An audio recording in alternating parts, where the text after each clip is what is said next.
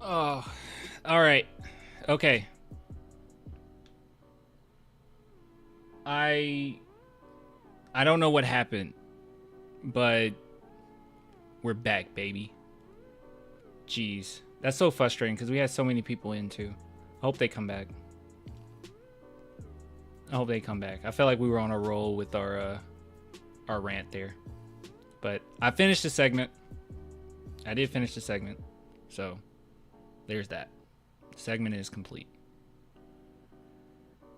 Clan, what do you think of Trey and his fit? I think Trey's fine as far as like he's always just been like a backup type point, you know.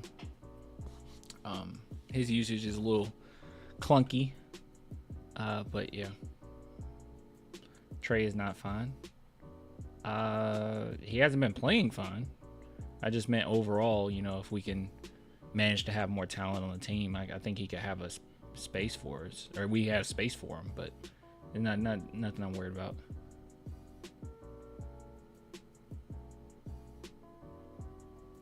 Clan, you saw the tweet about timeouts during nationally televised games. Apparently, Mitch wasn't allowed to call a timeout. Huh? What?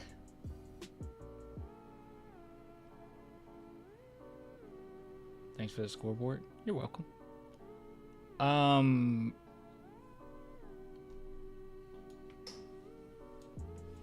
What?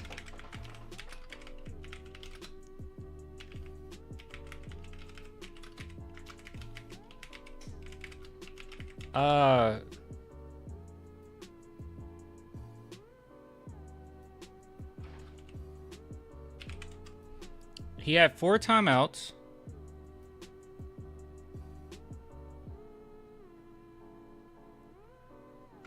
Mandatory timeout should be 2 minutes 45 for local games, 3 minutes 15 for national games, and any additional team timeouts in a period beyond those which are mandatory shall be 1:15. No mandatory timeouts may be charged during an official suspension of play.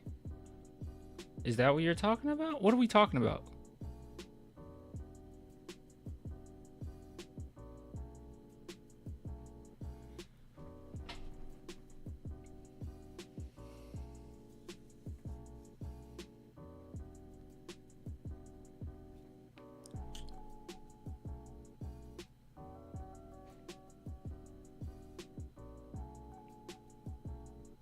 National televised games have special rules on timeouts.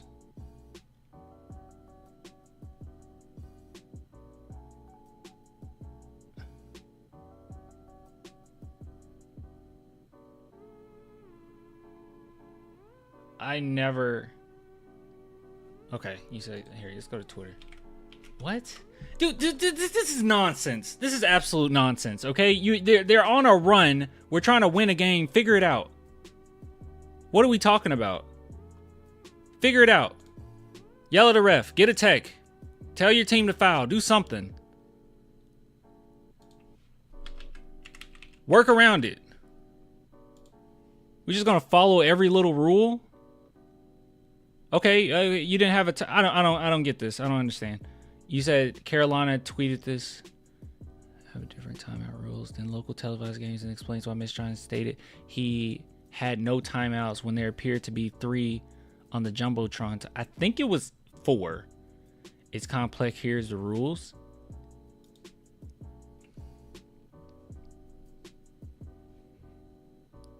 Each team is entitled to 7 charged timeouts during regulation play. Okay, we know that. We also know the use it or lose it, right? Going into the 4th quarter. So you have, okay, yeah, here, okay. Each team is limited to no more than 4 timeouts in the 4th period, okay? How many timeouts did he call up to that point? Didn't he call 2? Each team will be limited to 2 team timeouts after the latter of the 3-minute mark of the 4th period and the conclusion of the 2nd mandatory timeout of the 4th period. In overtime period, okay, we're not worried about it. There must be 2 mandatory timeouts in each period. If neither team has taken a timeout prior to 6 minutes and 59 seconds of that period, it should be mandatory for the official scorer to take it as a first dead ball and charge it to the home team. If no subsequent timeouts are taken prior to 2 minutes 59, it should be mandatory for the official scorer to take it and charge it to the team not previously charged. The official scorer shall notify a team when it has been charged with the mandatory timeout. Mandatory timeouts shall be 2 minutes 45 for local games, 3:15 for national games. An additional team timeout in a period beyond those which are mandatory shall be 1:15. No mandatory timeout. This is a lot. Playing technical foul. Do something. I never heard of this. Me neither. This is actually new to me as well. Yeah, I was saying in the last stream, has Mitch ever gotten a tech as interim? I didn't worry about that. ESPN grilled us after the game about the Grizzlies end of the third quarter run. Dude, it's obvious. I don't care. I genuinely don't care. Maybe this is anti-intellectual of me. Okay, I'm usually pretty chill about this. Okay, maybe we should just dive straight into... All right.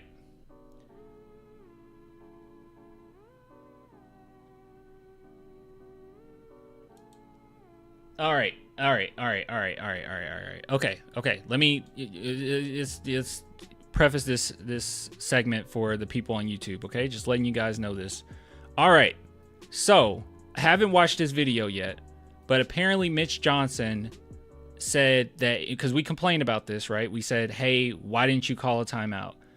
He said that he didn't have a timeout. We'll have to watch it and see exactly what was said. Carolina Teague, shout out to Carolina, tweeting out that national televised games have different timeout rules than local televised games, and explains why Mitch Johnson stated he had no timeouts when they appeared to be 3 on the Jumbotron tonight. It's complex. Here's the rules. And there's a bunch of rules here that's kind of not straightforward at all. I mean, it's straightforward, but it's a little convoluted, in my opinion. Little ridiculous. So, you know, I get all of this. So it says each team is entitled 7 charged timeouts. We all know that. Each team is limited to no more than 4 timeouts in the fourth quarter. So we all know the whole, you know, use it or lose it when going into the fourth quarter, right? So because no matter how many timeouts you have, you're not going to have 7 going into the fourth. Like, they're going to limit you to 4. And I'm pretty sure at the end of the third, the Spurs have 4. I think. I don't think I'm crazy here. I think we have 4. Each team will be limited to 2 timeouts after the latter of the 3-minute mark of the fourth period and the conclusion of the second mandatory timeout of the fourth period. And there's a lot of rules here. There's a lot of rules. In national televised games, yada, yada. You can read it for yourself. I don't want to be anti-intellectual with this, but my take holds true. All right. So my whole thing was, you need to find a way to get those guys off the court when your team is getting destroyed in that third quarter run. At this point, you need something. Tell your team to foul. Do something. Stop the clock. Stop the bleeding. Find a way to stop it. Drink a Gatorade and accidentally drop it on the ground. Do something. Good God. Give the refs a wedgie. Do something. Anyways, all right. Let's take a look at what he had to say. I think this official Spurs posted it, so we don't have to have any bad quality here.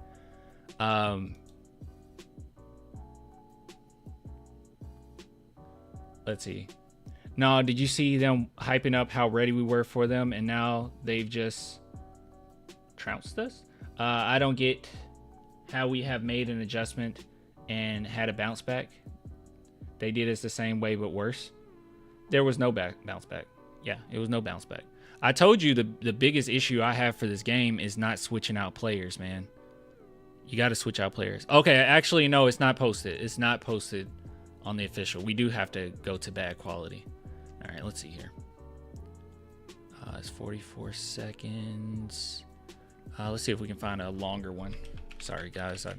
I thought it was posted. That was the pregame one. That's my bad. Okay, so is this a longer one? Okay, so this is on Spurs Reporter's channel or page. And he says, just remember, NBA teams are subjected to specific rules regarding timeouts during national televised games as outlined in the NBA rulebook. Well, can someone outline exactly?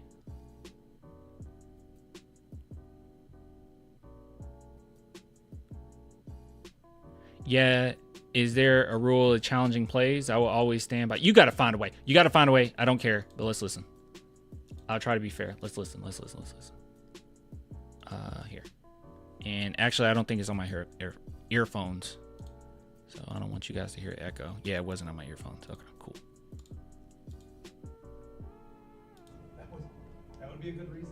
Yeah, I didn't have one. Oh, that would be a good reason. Yeah, but again, it's one of those where I think guys are trying to make plays, and the way they guard and the way the game was going, it probably was going to be the second, third, or fourth action or person trying to make a play. And I think when we look back, I don't know if we took bad shots, we took quick shots. And again, you just put yourself in the potential possibility if you miss the shot, here we go. And that's what happened in that stretch, it felt like, at least. We didn't take bad shots, we took quick shots.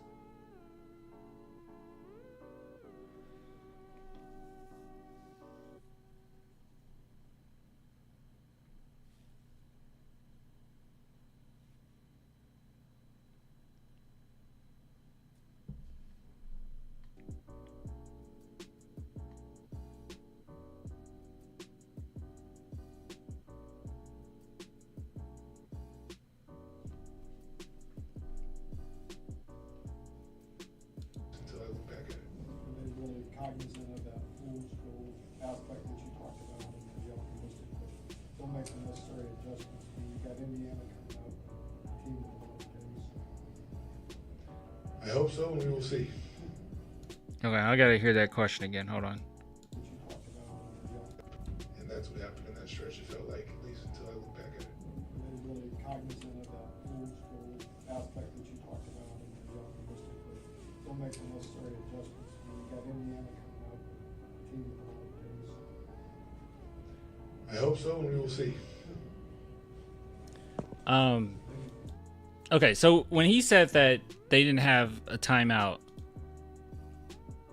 are we 100% sure that he's discussing the specifics of the national television, or are we talking about just not having a timeout to give going into the fourth quarter?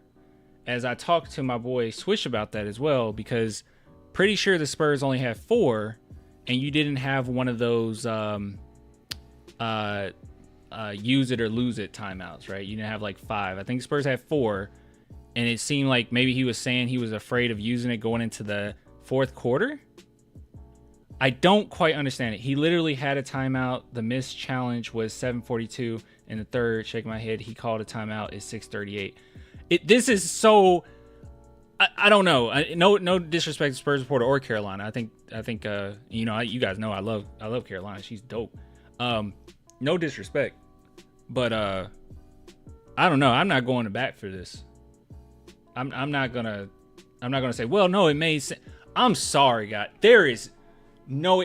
If the rules say there is no timeouts in the second half whatsoever, let me just say this, because it doesn't matter. All this doesn't matter. I don't necessarily care. You guys know that I try not to be like overly, emotional. I try to think things through, or at least when I come to a take, I'm not trying to be like, just reactionary to every single thing. Like I try my best to think things through, for us to think of it logically if we can, right?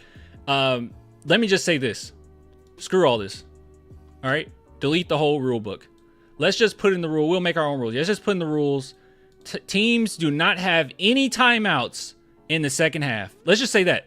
In the second half, in the third quarter, no matter what, even if your team, we can put that in the rule book. Even if your team is getting blown out, they're just getting destroyed. They're getting mollywopped. Even if your team is getting mollywopped, we can put that in there. They'll know what that means. Sorry, a lot of young coaches out there. There is no timeout that you can call. None. No timeouts. I still blame Mitch Johnson. I will still blame him. You find a way to stop the bleeding, man. That went on way too long. As I said in the other segment, it felt like Goku on Planet Namek. There's only 5 minutes left, and it went on for like 55 episodes. It went on forever. That fight went on forever. Hold on, let's go. Let me remind you. Let me remind the chat of what happened in that third quarter. And this isn't the first time, okay? So if we want to say, well, it's the televised game, this isn't the first time. This has been a trend of not calling timeouts when we need it. This has been a trend of not switching out players to have fresh legs out there. This has been a trend of playing the same 7 players as if we're on a playoff run. All right, so listen. Look at this. Just so the chat knows, you might have forgot how bad it got. So let's see here. All right, so Devin Vassell, All right, 6 minutes 58. You got Brandon Clark makes a 7-point shot. Steph Castle had a bad pass. And then Desmond Baines makes a dunk. Spurs called a timeout. And then we got Devin Vassell made a 3-point shot. So Devin's doing his thing, made a dunk. He did his thing, right? And then we got Jake LaRavia making 2 free throws. We had Jay Huff enter the game for Luke Kennard. There's no reason, after fouls, that the Spurs wouldn't have been able to switch out some guys. How about that? How about we at least do that? Devin Vassell made 2 free throws. That's cool. That's good. And this one, it got a little wacky, right? Just a little bit. You got Jake LaRavia makes a free throw. You got Brandon Clark makes a 2-point shot. Devin Vassell makes a 2-point shot. Jay Huff he just got in the game, makes a 1-foot dunk. Charles Bassey makes an alley-oop dunk. This is all Devin Vassell doing everything, mind you. Devin Vassell makes a 2-foot layup. And then it was just like, whoa, what the heck? We're down by 2. What's going on? Aldama makes a driving dunk. Brandon Clark makes a 2-point shot. Luke Kennard makes a 25-foot shot. What else happened? Brandon Clark makes a 2-point shot. Aldama makes a 25-foot 3-point shot. Luke Kennard makes a 15-foot pull-up shot. It just happened over and over. And then Desmond Bain said, you know what? I'm going to go ahead and give you another 2-point shot. I'm gonna give you another one. Just to put the icing on the cake going into the fourth for you. I'm gonna go ahead and give y'all another shot. What are we talking about? Guys, what are we talking about? If you don't have any, like I said, let's just make the rules. We'll make our own rules, okay? You had no timeouts, actually. You had none. You don't get any in the second half, okay? We're all dumb. We're all dumb. We don't know anything, right? We don't know the rules, but we just looked up the rules, and the rules say you get no timeouts at all in the third and the fourth. So what do you do? Well, spill some Gatorade on the court, yell at a ref, tell one of your players to foul, do something. Stop the bleeding. Make something happen. Don't just sit there and just hope that the team will figure it out. That's my little rant. That's my mini rant. I hope it wasn't too harsh, okay? Because I genuinely do like Mitch Johnson, but no, dude. No. We're the San Antonio Spurs, okay? We're destined for greatness here, okay? We're not gonna just play by the rules. We're not gonna play by these little rules. Oh, we gotta play a straight lace. No, let's figure it out. Let's figure it out. Ms. Johnson, get out there. Tell a coach to get on the court and get a tech. Do something. Stop it. Stop the bleeding. Stop it. It's going on too long. Figure something out.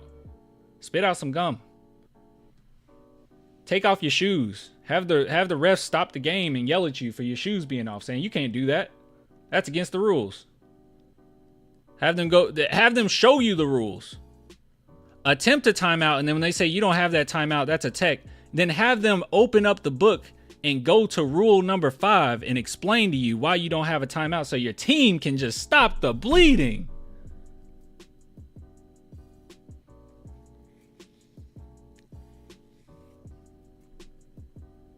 That's all I gotta say about that.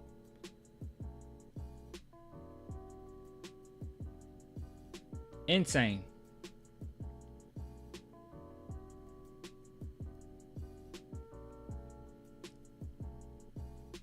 That's what Pop would do. Mitch Johnson's a young coach. That's what any really great coach would do, or any really good coach would do.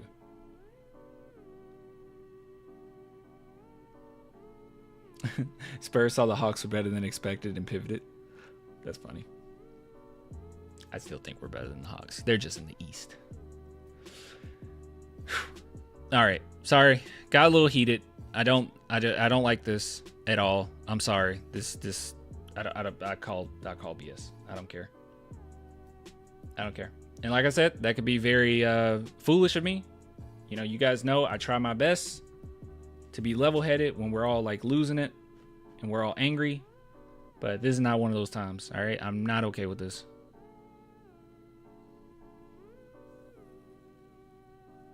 Oh, I'm hyped for the Paris games too. That should be fun. At least that should be fun. Anyone knows there's no post-game press conference? We just went over. I mean, not on the Spurs channel yet.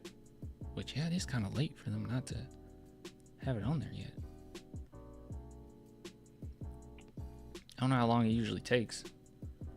But, yeah, I don't know. All right. And in segment.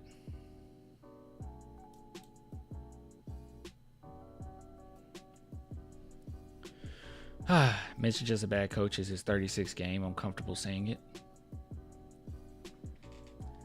I think that I think since the Spurs have had like hiccups, I think that he's become a little hesitant to mix it up. I saw Castle do a post though. They did post games. I think the person was just talking about them not posting it on the official Spurs stuff. But yeah, obviously, I mean, they did it. They talked to them. They asked the hard questions.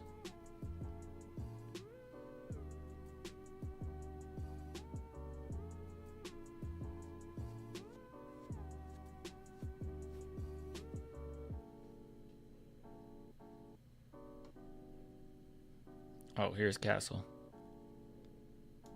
Is he wearing his chain from his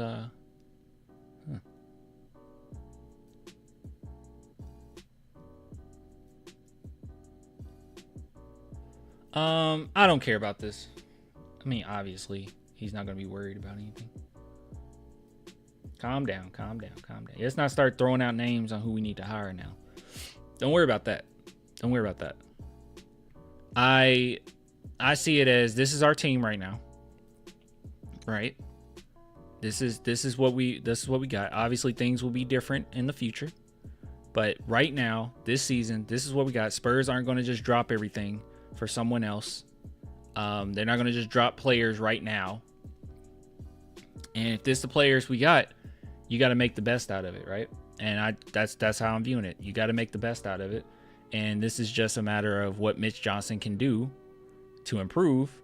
And I'm not a coach, right? Like obviously he's a better coach than all of us. But some things is just kind of bare minimum of what you expect a coach to do. If a team is making a run on your squad, a timeout is called. Or you make a timeout. You make the bleeding stop. You make that clock stop somehow. You do something to do it. That's bottom line.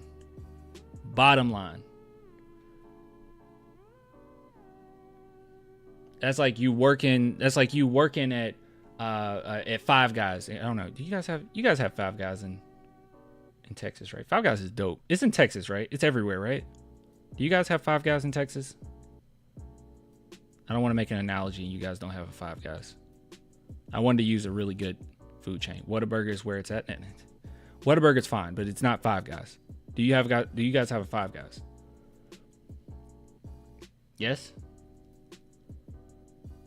Five Guys in Texas, but it's mid here. There's a Five Guys that's mid? Anyways, it's like it's like someone working at a Five Guys, right? And the bare minimum what they have to do is put a patty on a grill. That's the bare minimum. If you can do that, you're one step closer to being able to make a burger. If you can just put it on there, you don't even have to turn the stove on. That's it. That's all you have to just put it. That's the least we expect is just to put the patty on the grill. That's the least you can do. And as a coach, that's the least you can do, is call a timeout when things get ridiculous, or find a way to stop the clock when things get ridiculous. Bare minimum. You can suck at so many other things. You can be bad at the lettuce. You can be bad at the proportion between the mustard and mayo, right?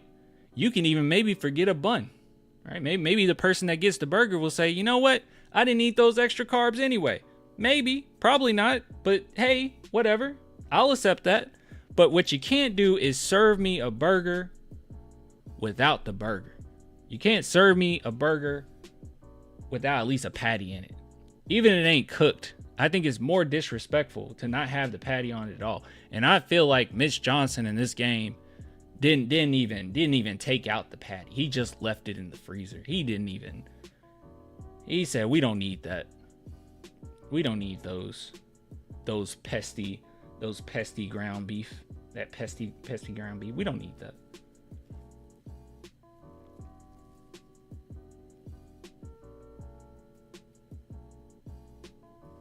That's all I gotta say about that. Let's talk about something else.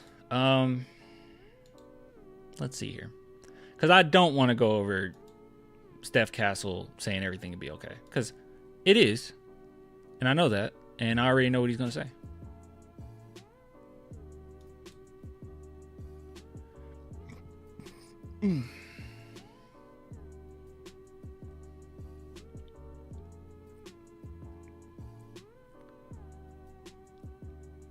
This person, no offense to Champ here, but he's kind of missing the whole point. So he says, y'all got to chill. We only have 3 players on our team that can compete with the depth of the talent of the Grizzlies. Okay, I probably should have said this in the first segment. I didn't necessarily think that the Spurs automatically win the game just because the Grizzlies, just because we played more players. Okay. Obviously, the Grizzlies have more depth. Obviously, they're a better team.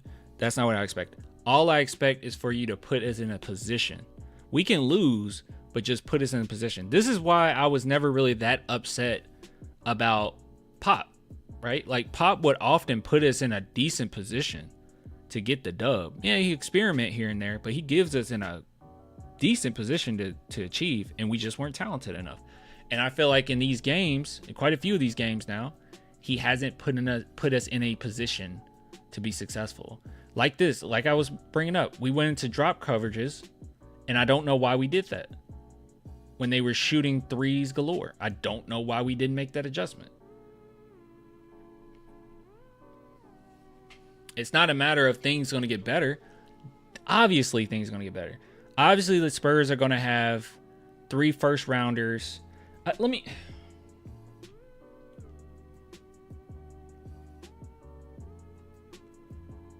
say this. Okay? Make it a quick segment. I'm just going to make it really quickie, okay? All right. So, big shout out to Champ on Twitter, basically saying we need to chill and that things are going to get better. Mitch Johnson is overachieving, and we're going to get 3 first rounders in the future and we'll be fine. It's not a problem when it pertains to like how I think the Spurs are going to eventually be. I think the Spurs are going to be fine. I think that we're going to be great. I think that we're still going to win championships in the future. That's not something I'm worried about. But what I am worried about is putting us in the best possible position to win. And like I said, this game against the Grizzlies really irked me because it seemed like we were going in drop coverage when obviously the Memphis Grizzlies were shooting threes galore. And then on top of it, we weren't calling timeouts. He said we didn't have a timeout. That is fine. You make something happen, make it work, cause a ruckus, do something so we can stop the bleeding. They shouldn't go on that type of run in the third quarter, period.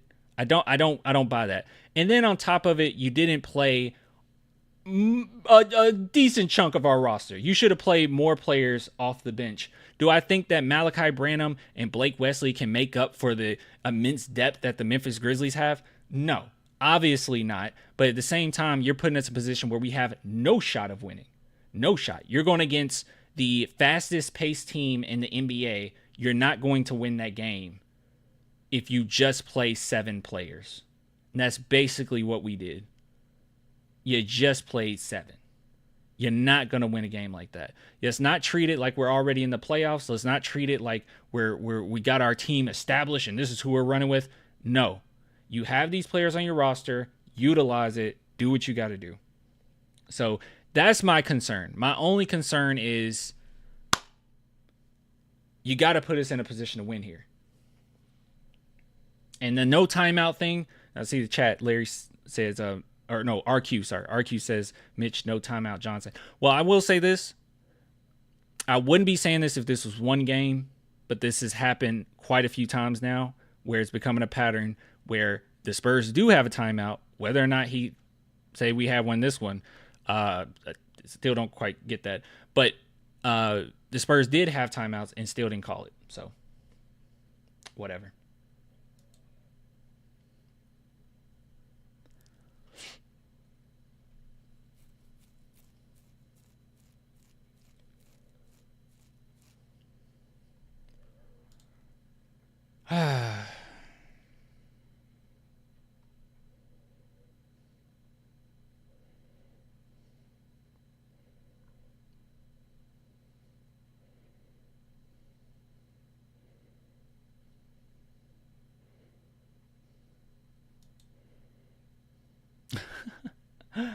This is great. This is actually great. So shout out to Jake on Twitter. He said, @Clan the Spurs fan was at the game and my wife was straight up complaining because she saw so many defensive and offensive spots where Sohan would have impacted the game. Shaking my mother effing head. We missing Cisco. Oh, you called him Cisco. You spelt it wrong. I think you spelled it a different way than the way he spelled it. But that is hilarious. Yes, the Spurs are definitely missing Jeremy Sohan. So I'm not going to sit here and, complain about, how people have viewed Sohan. But we all know how Spurs fans do when the Spurs lose and he's on the court. It was all his fault, right? Because a lot of people don't necessarily see the nuance of what he brought to the game and the great defense that he shows night in and night out. But yeah, obviously the Spurs are missing him. And games like this against the Memphis Grizzlies and how fast-paced they are and how tough they are to defend, definitely needed them. Definitely needed them. It's called up City already. City is one where City is a player where I'm curious, but I don't necessarily think that he's ready. Let me repost this person's thing.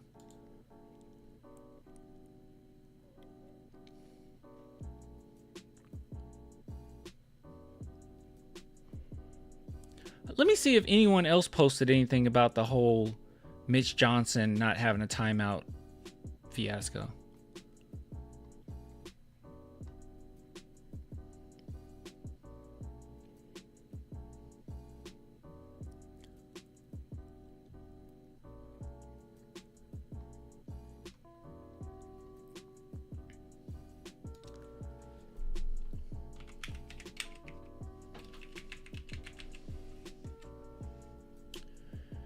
Johnson.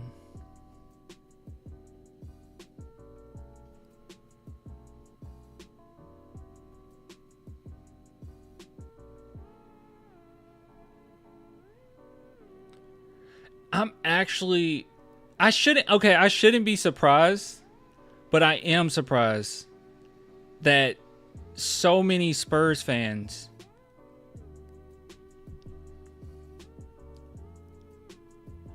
Okay, this is going to sound bad. Wait, when did the Spurs play again, guys? Spurs.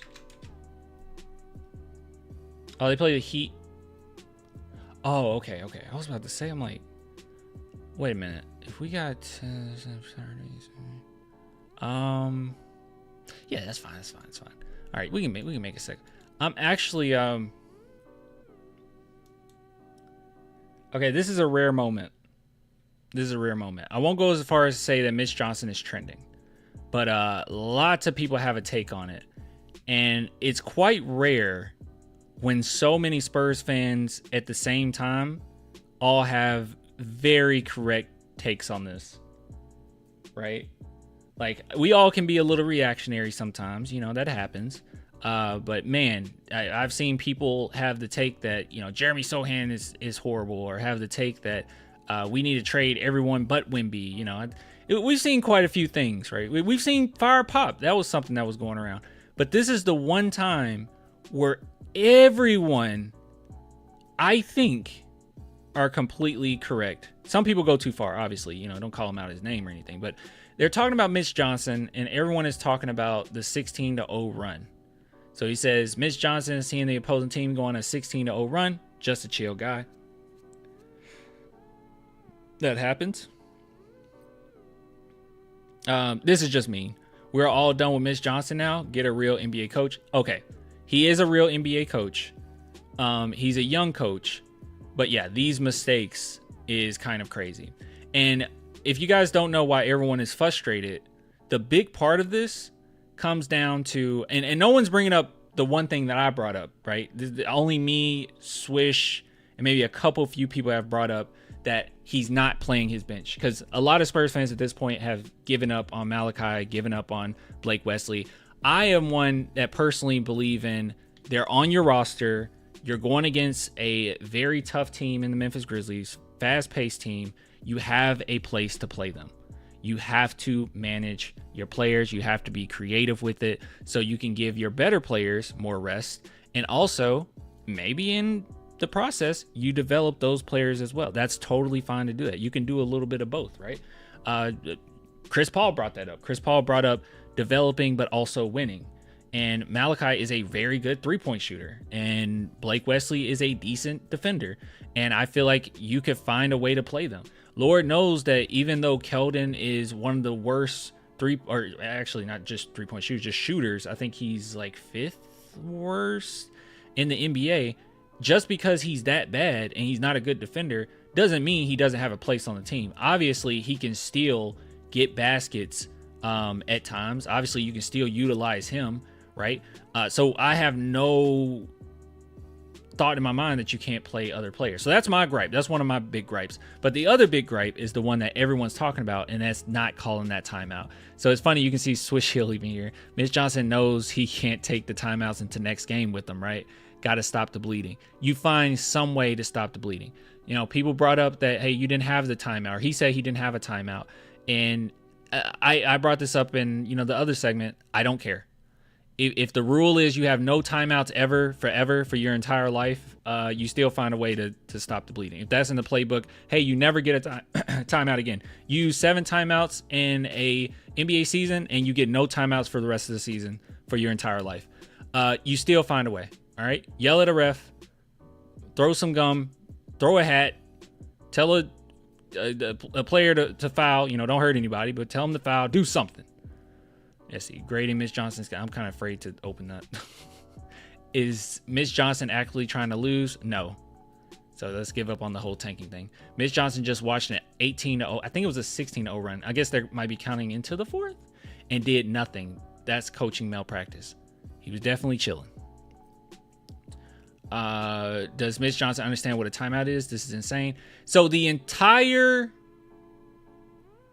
fandom. Okay, see, some of these go too far. Fire Mitch Johnson. Yeah, calm down. He's calm down. Okay, he wasn't supposed to be in this position right off the bat, but oh my goodness. Oh my God, when you put it on a graph, bro, don't put it on a graph. Oh, don't put it on a graph. Oh, that makes it look so much worse. So this is a very complex graph, guys. But I can explain it, okay? I'm big brain, all right? So I can explain to you what's going on here. So you can see here, this is the start of the graph, okay? You can see because it says start. And then I know it's very complex stuff.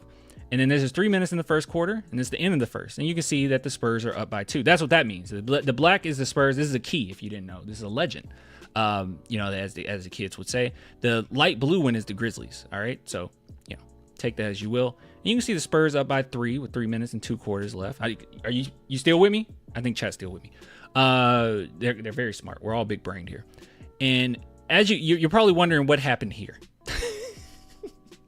You're probably wondering what happened where 3 minutes third quarter up to the end of the third quarter, you had this spike here. Well, guys, what happened was the Spurs didn't do anything. That's kind of what happened. It was a mixture of you didn't switch out players. Your players got tired. You ran them into the ground. You didn't utilize any of the fresh young legs that you have in that bench ready to play. And you didn't find a way, even if you didn't have one, find a way to call a timeout. You didn't do anything. This is what happens. So basically what happened, guys, is if you have an NBA coach right here, and then me and the rest of the chat, everyone that's watching this video, we started coaching in the third quarter. Well, we would have called a timeout. We would have did something. But like, it's ideally, this is what happens, because we wouldn't know what we're doing, right? Like maybe we just wouldn't know what we're doing. And this is what would happen if we started coaching an NBA team right here. The Grizzlies would just like take off. Yeah, Mitch Johnson got to grow from this. Like I said, I don't hate him. I don't think that he's a bad coach. I think he's shown moments during the season that he was a really good coach. He made some really good calls, some good timeouts at times, but it's been a trend now of being comfortable with a subset of guys, which is not good this early in the season. Okay, this is going to absolutely, undoubtedly wear out the team. You cannot keep this up. All right, it is sometimes, like against the Grizzlies, it is a game of attrition, and you have to play your players. You have to have faith and play them. And I'm not saying give Malachi 20 minutes a game, but you got to give him at least 5. Give him 5, 6, 7. Give him just a little bit. And don't make it just garbage time. Give him a little bit. Give Blake Wesley a little bit. Let Chris Paul relax. He's older. You have to find ways to get to that point, because right now this isn't sustainable, right? You're going to be worn out. Now there's going to be plenty of games where we look successful and we do fine, right? Obviously, I still think the Spurs win 44 games. That's my estimate. But when I told you guys, I don't think that we're a playoff team. This is what this type of stuff comes up, right?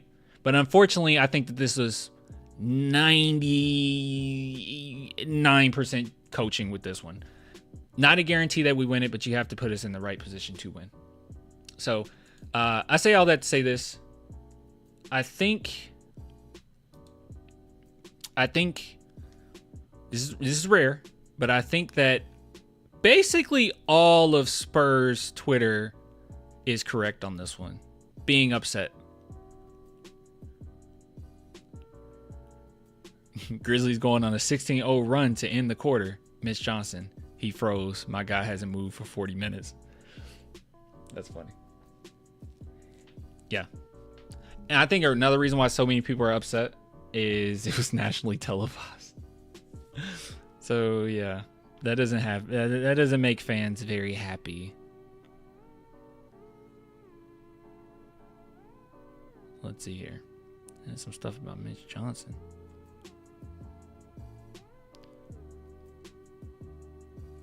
See, this is going too far. Like, don't. Calm down.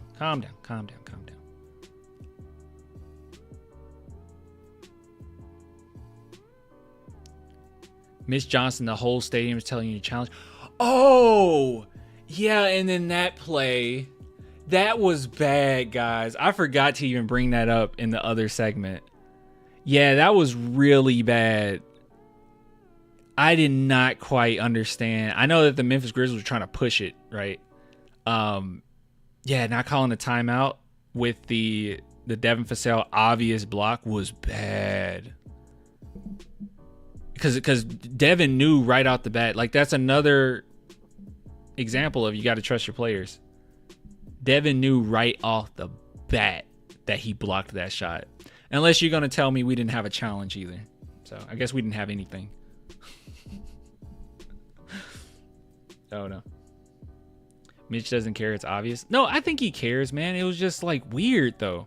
The body language is also kind of strange. And I'm not one that pays attention to the coaches all game long or anything. But when they're going on a run like this, and I'm noticing that we're not subbing in guys, and I'm tweeting out like, guys, we're not going to be able to keep this up. Yeah. I mean, this is what I tweeted out at halftime. This is why you need to play more of your bench. We look winded. mix it up.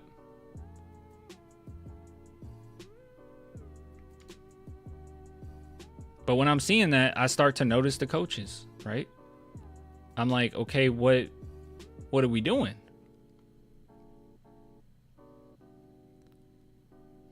Yeah, and I think this is probably around the time everyone was upset. I said Keldon is so lost, 3 threes in a row. Timeout, please, Mitch. But he said we didn't have a timeout. So don't worry about calling timeout. Just throw a sock on the court. Like, it's like, seriously, I do not care. Release a bat. Have Manu chase it on the court. I do not care. Do whatever you can. Make something happen.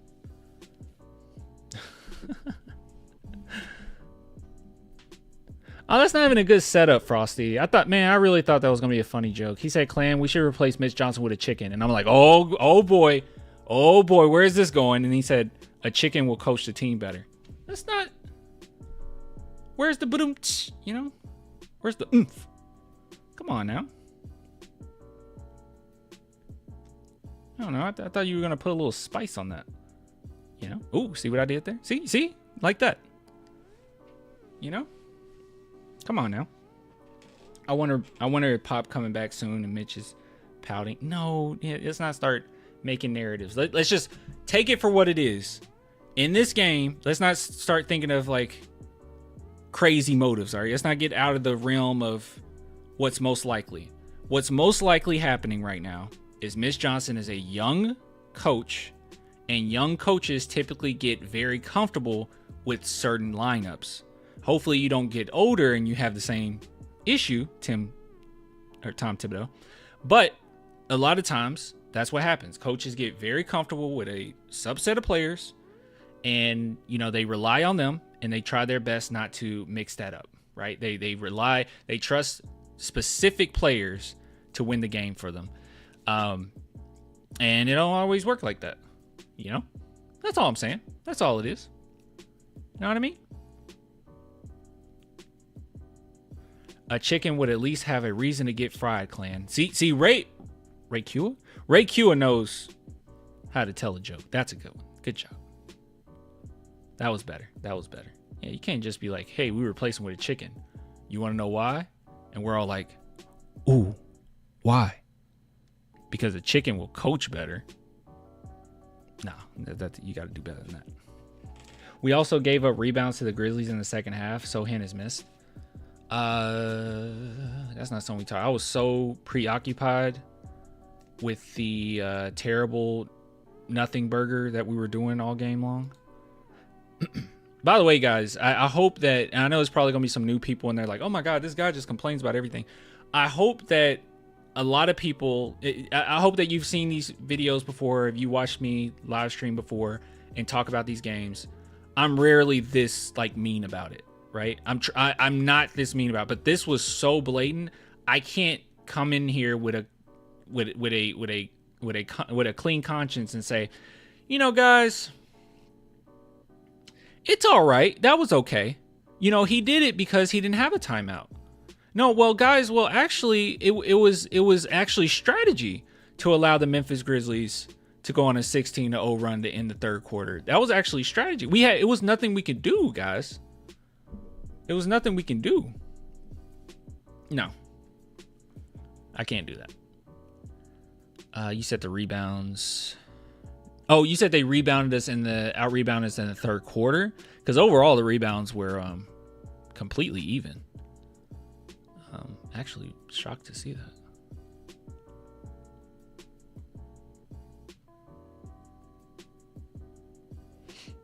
But I'll take your word for it. They just out-rebounded us.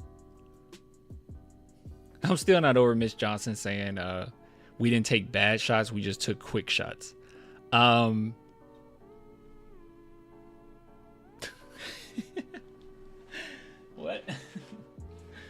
I don't know. That seemed like bad shots to me. Taking shots quick into the... You trying to beat the Grizzlies at their own game, I guess. I think the Spurs are like... I don't want to say this without pace teams. I think the Spurs are like 24th as far as pace teams. Let's see if we can find this. Team pacing rating. Fastest pace.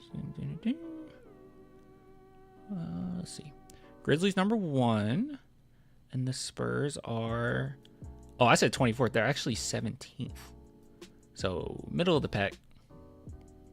Yeah, you're not going to beat them at their own game. You're middle of the pack as far as pace. It did worry me a little bit when Devin Vassell said after the last loss, we like to play fast too. Sonic's the name, speed's my game. Yeah, no, you're not him. Don't do that. Victor needs to improve his post game. We are not worried about Victor. Right? The main focus and the main blame with this Grizzlies game, we're not going to talk about anybody. You guys notice I didn't talk about, well, I talked about Keldon a little bit, but you guys know I did not blame Keldon. It's not Keldon's fault. I didn't blame Wemby. I didn't blame anybody. I'm only blaming the coaching staff for this one. Not okay. Particularly Mitch Johnson. You got to figure something out. That's not cool. The blame is Mitch. It's Mitch. It's Mitch for this game. Doesn't mean that this carries over for the rest of the season. Doesn't mean that I want him gone. Doesn't mean that I hate him. Doesn't mean that he's a garbage coach. Doesn't mean any of that. But definitely deserves some criticism after this one. All right? Definitely deserves some criticism. Yes? Yes. Exactly. Memphis is also really good, guys. I agree. I don't think that the Spurs, this is a guarantee that you win this game, but you got to put yourself in the best position to win. But at the end of the day, the Grizzlies are also missing Edie. They're missing Ja Morant. They're missing some key parts, and they still were able to beat you worse than they did the last time. Inexcusable. And at home, by the way. You're also at home. Inexcusable. Were you going to lose? Maybe. Maybe you had like a 20-30% chance of winning that game. But if you don't play any of your bench against a team like this, and you're not calling timeouts when you need to, or not forcing the clock to stop when you absolutely need to, when your team needs something, well, guess what? You got a 0% chance of winning. You have no chance of winning. So you went from your 20 to 0. Do you want a 20% chance at the lottery, or do you want a 0? Regardless, you got to play. What do you want? What odds do you want to go with?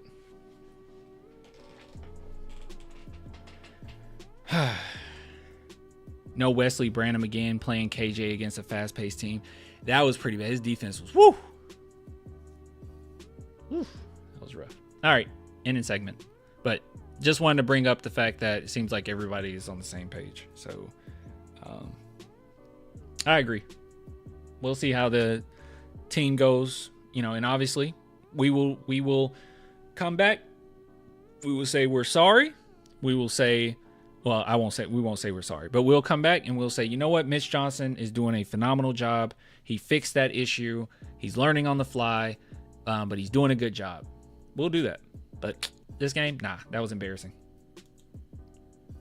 Miami Heat. Where is Miami Heat even? I know they're going through a lot of drama right now.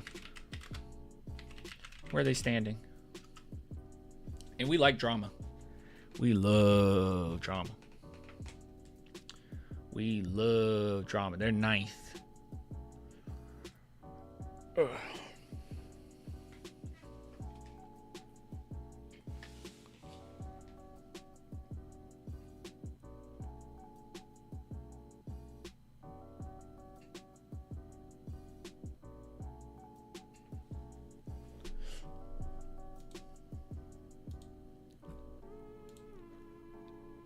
We play the Pacers in Paris, right? Yep.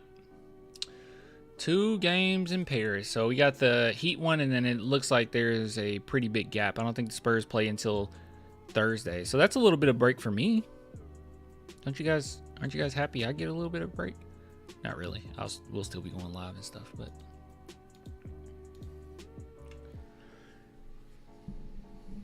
unless we switch it up, we aren't going to win that game.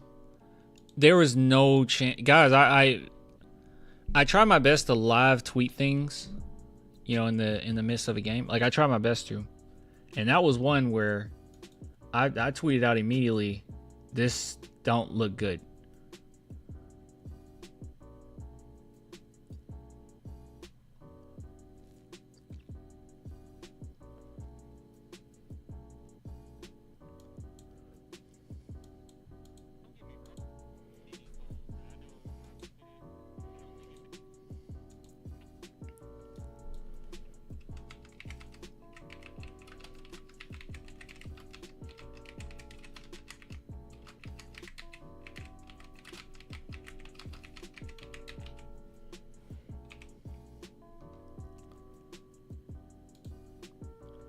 Dumb question. Kai Soto or Kenny Lofton as a backup? Kenny Lofton.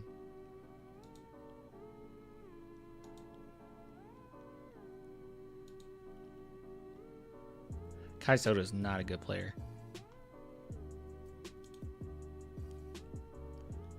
He is not a good player. Guys, our backup centers, our backup bigs right now are better than Kai Soto.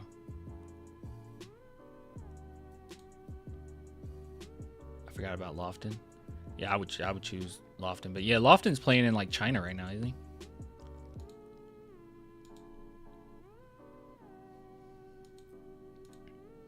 I think he's playing in China. Marcus Aldridge. Marcus Aldridge was very good, but his play style obviously frustrated fans. And likewise frustrated me at times. Like, I'm not going to act like I'm above that. Because Lord knows I am not above that. It bothered me too.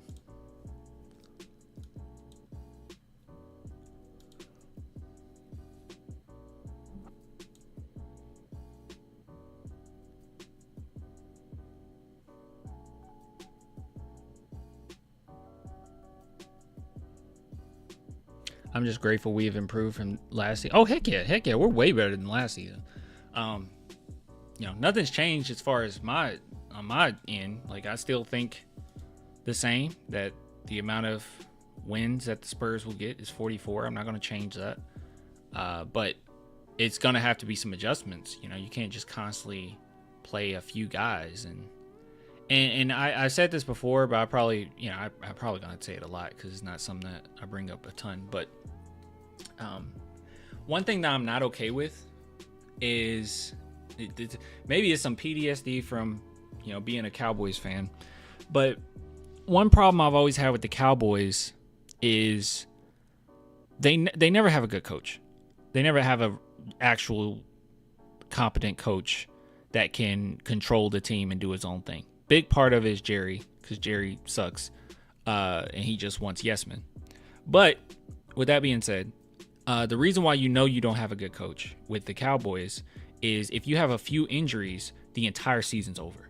When you take good coaches in the NFL, if you have some injuries, maybe it's like big injuries, like your quarterback is out and your top defensive end is out and your top wide receivers are out, like something extreme like that.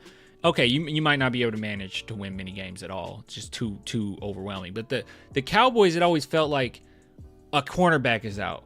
Okay, now all of a sudden now we have a like multiple blown coverages.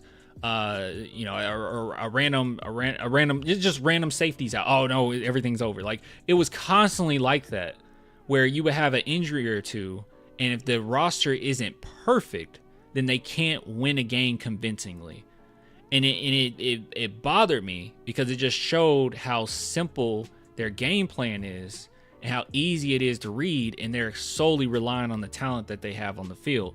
And I don't want the Spurs to do that at all, because first off, we're not even at a point that we have the talent enough to even do anything like that. But it irks me if you're afraid that if we play this player, we mix something up in this way, that we just lose games. Don't be afraid of that. Find a way to get Malachi and Blake on that court.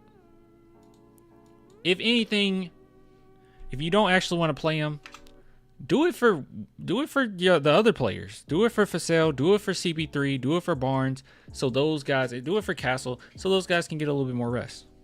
Find a way. Figure it out. Things shouldn't have to be perfect for us to win a game. I miss Sohan's motor. Everyone misses Sohan now.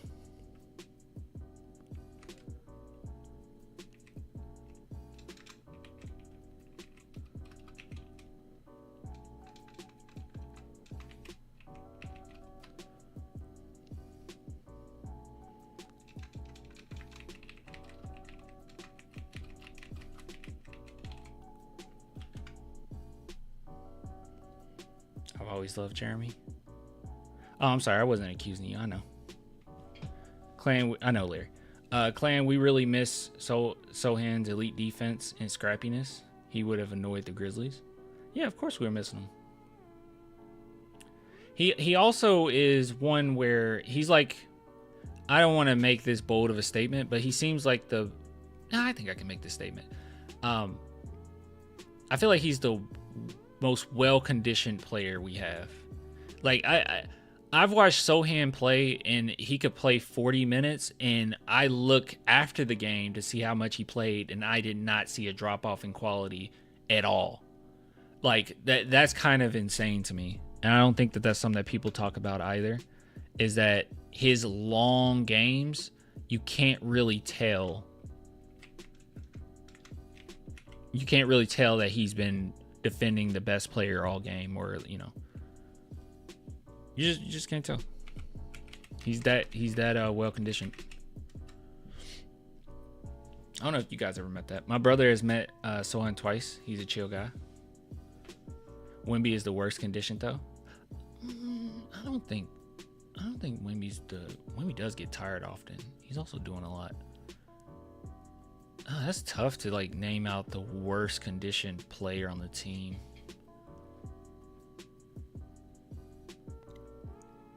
I think everyone's pretty decent. I just think Sohan's the like most well conditioned. Do think he's a step higher because I see no drop off in quality at all in the course of a game with him.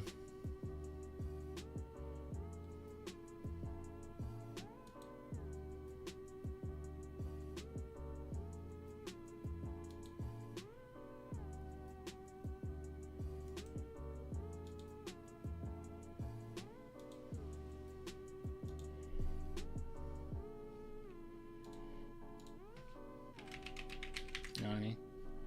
If we go on a 10-game losing streak, do we replace MJ with BB, Brett Brown? I don't know. Do you guys want Brett Brown?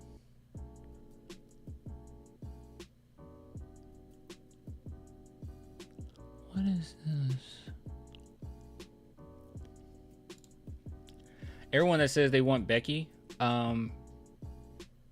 I would love to have Becky too. Becky definitely concerned me with the whole WNBA issue. That was pretty messed up. But, you know, I don't expect every like coach or player that the Spurs have to be like to have the perfect morals at all times or anything like that. And she will be coaching NBA players, so it would be a little different. Just cancel the remaining national televised games for the Spurs. Maybe then we'll be a better team. Oh, man. What did Becky do? She accused a player in the WNBA of getting pregnant and basically ruining their chances of doing anything. And then the player ended up getting traded. But she accused her of getting pregnant after getting her money or something. Like, it was pretty bad. Yeah, it was pretty bad. Lawsuits involved and everything. Wow. Yeah, it was pretty bad. You didn't hear about that? I think I did a video on that. Yeah, I did 2 videos on that. Yeah, it wasn't cool.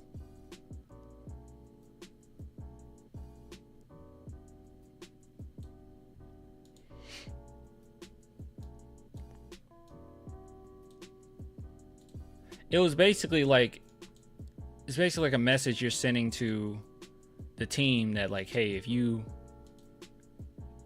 get pregnant, that's a wrap. You off the team, you know. If something happens, that's a wrap. Like, it seems pretty messed up. And like, some people try to say like, oh, well, they're athletes, you have to not do this, you have to da-da-da, you have to, you know what? Even if it was a man athlete and he needed to take some leave due to his wife being pregnant, I think that they deserve to do that. I think that's okay. They don't want to do it, they don't have to, but I think a guy should be able to do that.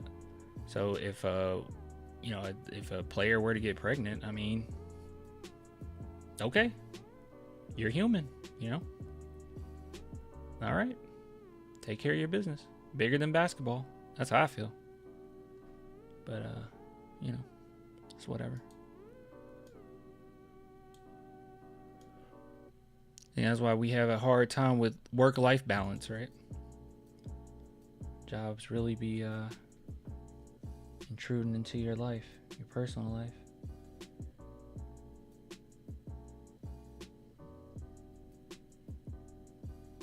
WNBA is like a novella drama.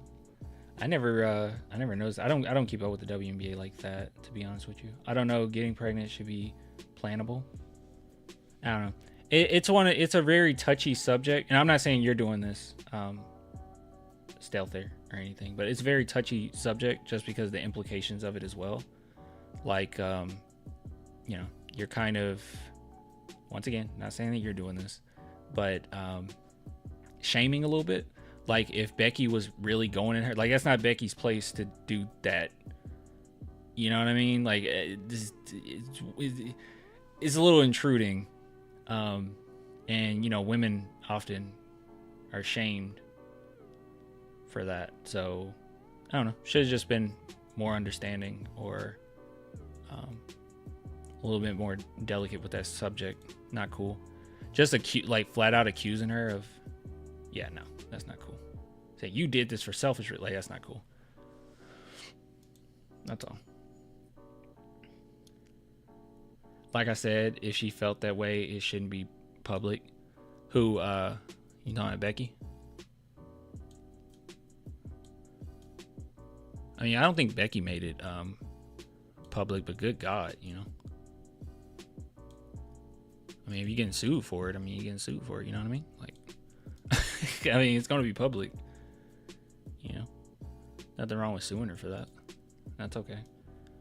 And also, guys, it was a lot of, like, I'm not giving all the details because it's been a while. I don't really remember all of it, but it was there were some text messages and some other stuff that it was pretty bad. I remember, all I can remember is my reaction to it, and I remember going over it and being like, yeah, yikesy, this isn't good. But I know it's a touchy subject, and I don't necessarily mean automatically, like, if you think the player is in the wrong, that you're necessarily like a bad person, or you're thinking like you're being misogynistic or what. Not necessarily. I just think let's not be too quick to just be like, wow, she should have did. Like, I don't know, man. I don't know what happened, you know. I don't know.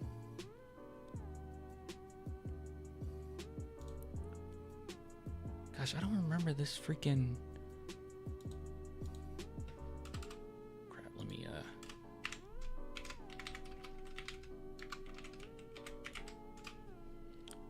completely forgot this. Jimmy has been lowering his trade value recently. Oof, that Jimmy stuff is bad. It sounds like they don't even want to trade him though. Have the Heat attempted to trade him? It sounded like nobody wanted him.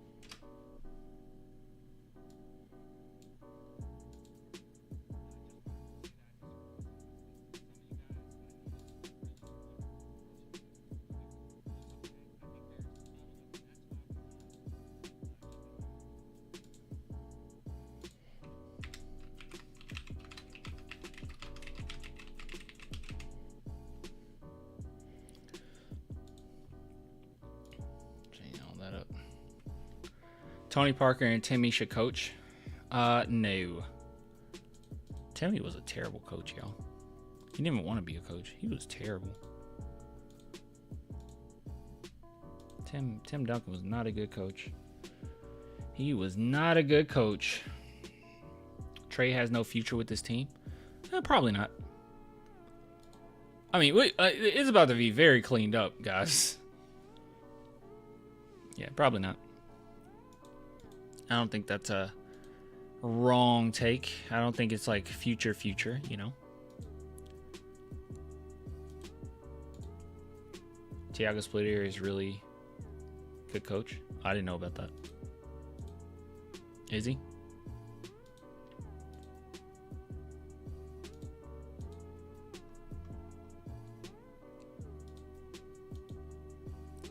Trey Jones is George Hill 2.0. Oh, nah, man. George Hill's better than Trey Jones.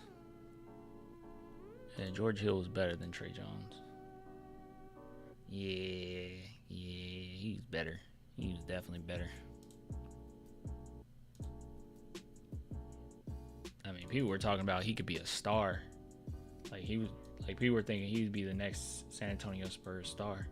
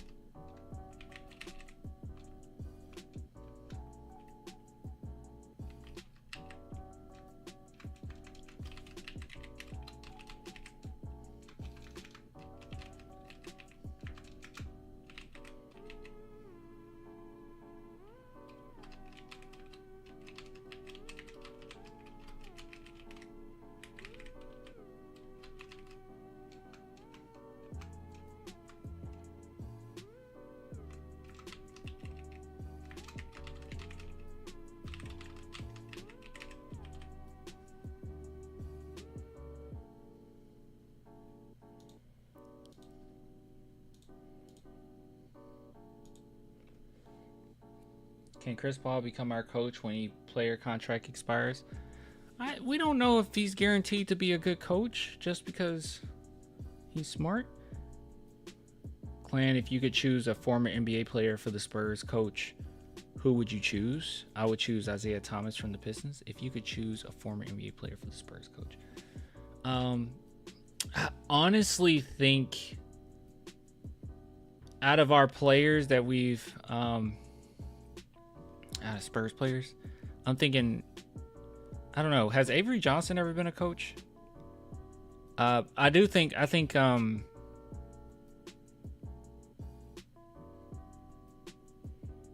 like Manu would make a good coach.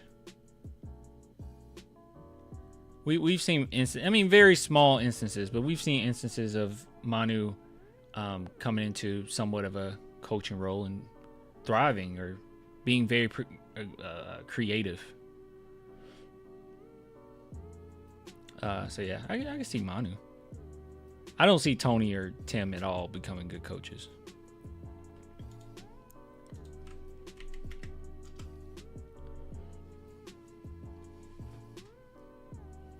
Coach Avery Johnson was great in Dallas. 2006 almost beat the Heat. Oh, okay. I don't remember that. Yeah, that's what I was gonna say though. Yeah, Avery Johnson. Well, it's cool that I didn't know that, or I don't remember that well. I wasn't into basketball at that time. I was into Spurs basketball, but not into basketball yet. And there you go. You guys told me I was right. He was a good coach, so cool. That's a player that I could think of.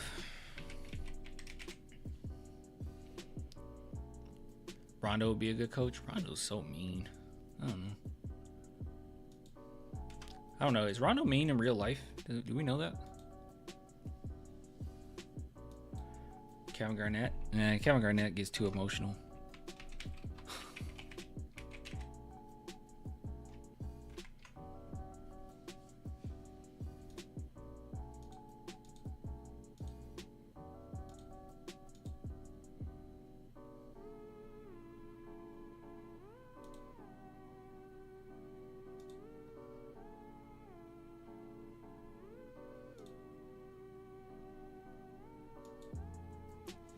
Outside of that, nothing.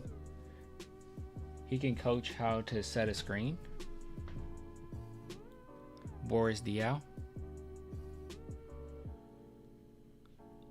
Maybe Boris.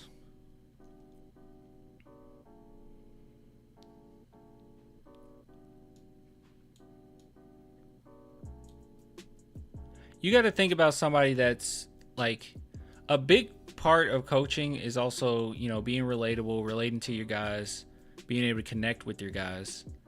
And those are some people that just came to mind for me. But Manu Ginobili, out of the former Spurs, or at least out of the big three, that would be one where I think he would make a good coach.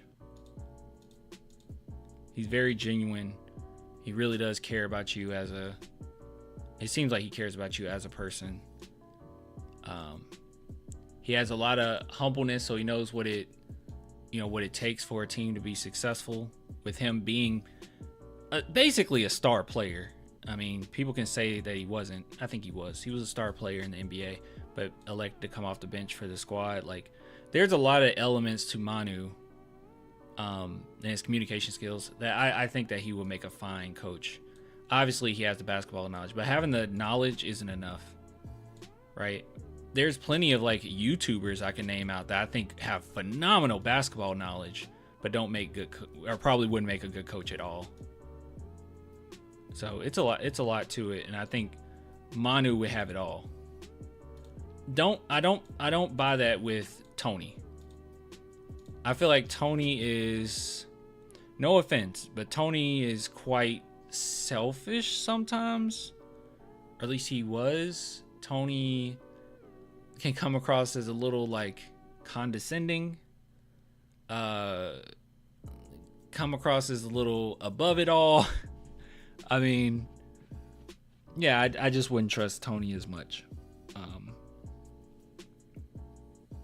And Tim Duncan just isn't interested at all. He's arrogant. Yeah, he's a little arrogant. Let's be real. Doesn't mean we don't love Tony. Doesn't mean that Tony isn't one of the greatest to ever do it, but, you know, I wouldn't trust Tony as being a coach. So everybody that you guys named, they have basketball knowledge, right? And maybe they have a idea of what they could do with a team.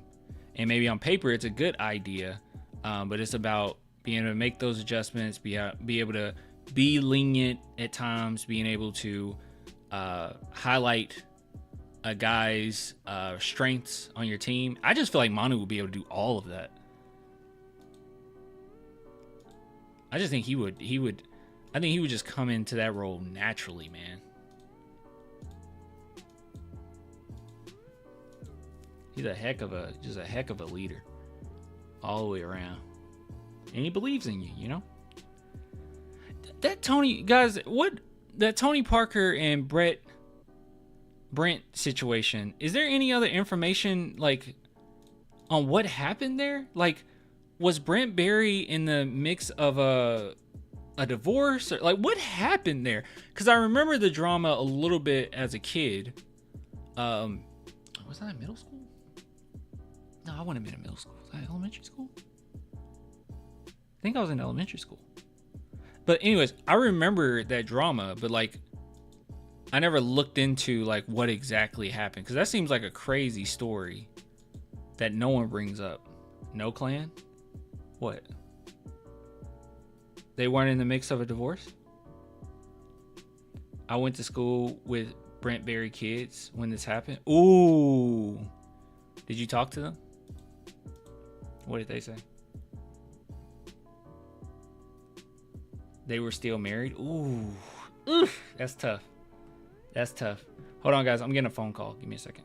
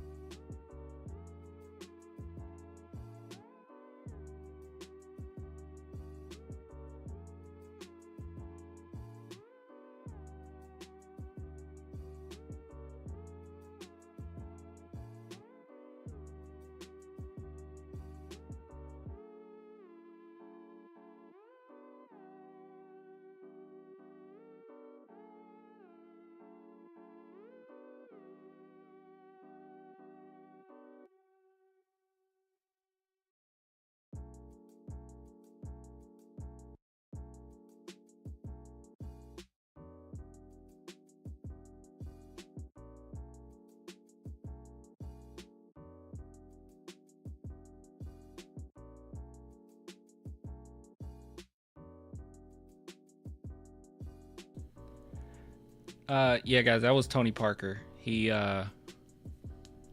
not too happy about this conversation that we're having, so we're gonna go ahead and not have it no more. Messina should coach. Messina should coach. Yes, I've been saying that forever. Messina is such a good coach. Brandon's currently an assistant. Does anyone know the scoop? So what did the is he in our they were still married? So like, I mean, obviously not a happy marriage, right? Maybe, I don't know.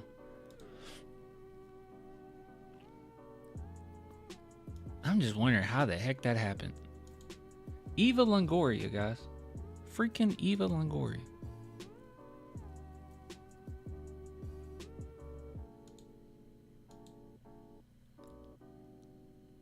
Eva Longoria.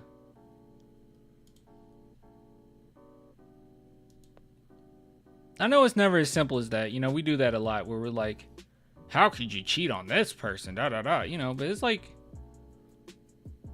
but yeah, but still, Eva Longoria. Are we serious? Just break up, man. That was very selfish.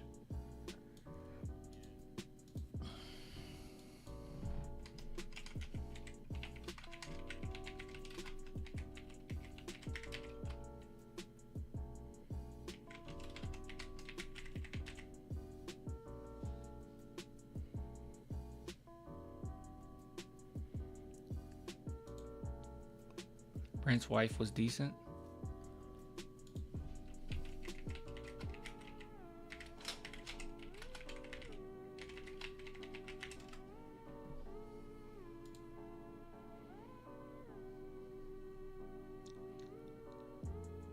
Eva's married to a billionaire now? Oh yeah, I saw that. Oh, what a weird pic. This is the best picture they have?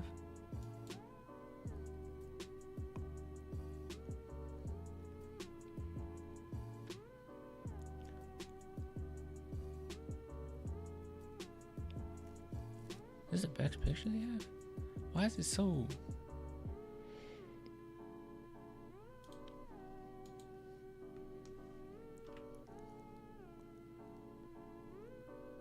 Yeah, I mean, she's definitely pretty, man, but like... Eva Longoria. Wow. I do remember, like, and she would show up to, like, every single game. I don't know.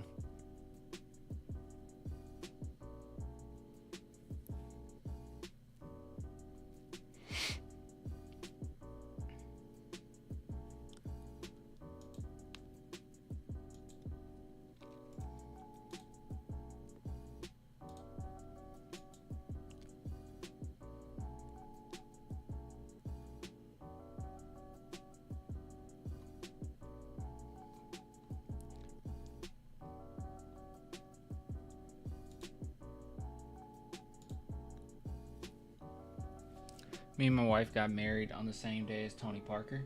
07, 07, 07. That's cool. That's pretty neat. What made you choose? What made you choose that? Because you could have did 08, 08, 08. Or 06, 06, 06.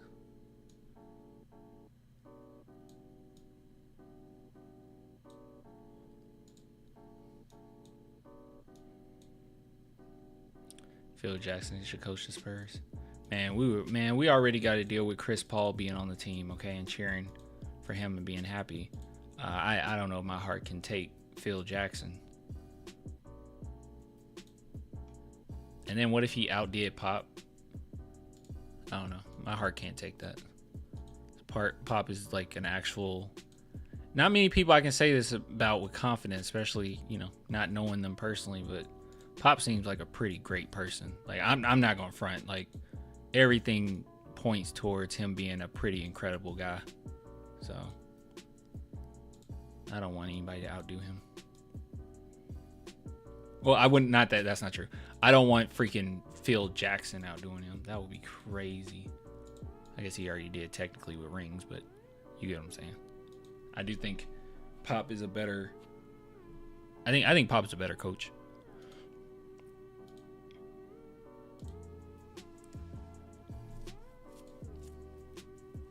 The way the way that Phil Jackson just left the NBA was so disgusting, bro.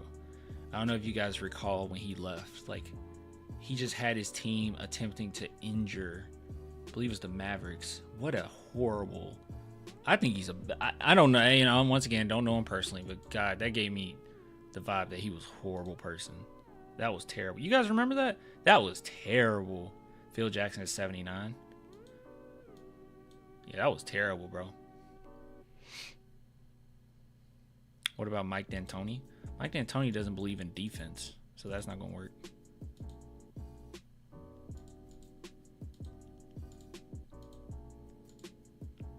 Mike D'Antoni hates defense. He's allergic to that. Even the sight of defense makes him vomit.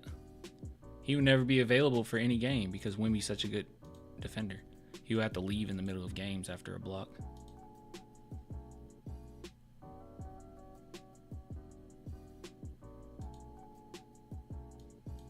And then after Wemby's like 10th block in a game, he'd just pass out and then he'd be out for the rest of the season. Can't do that. Now, Mike D'Antoni hates defense.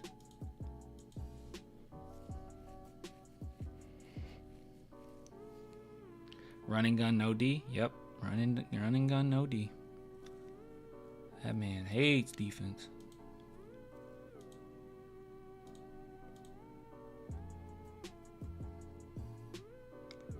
I need to do this one early because Spurs play early. 10 a.m.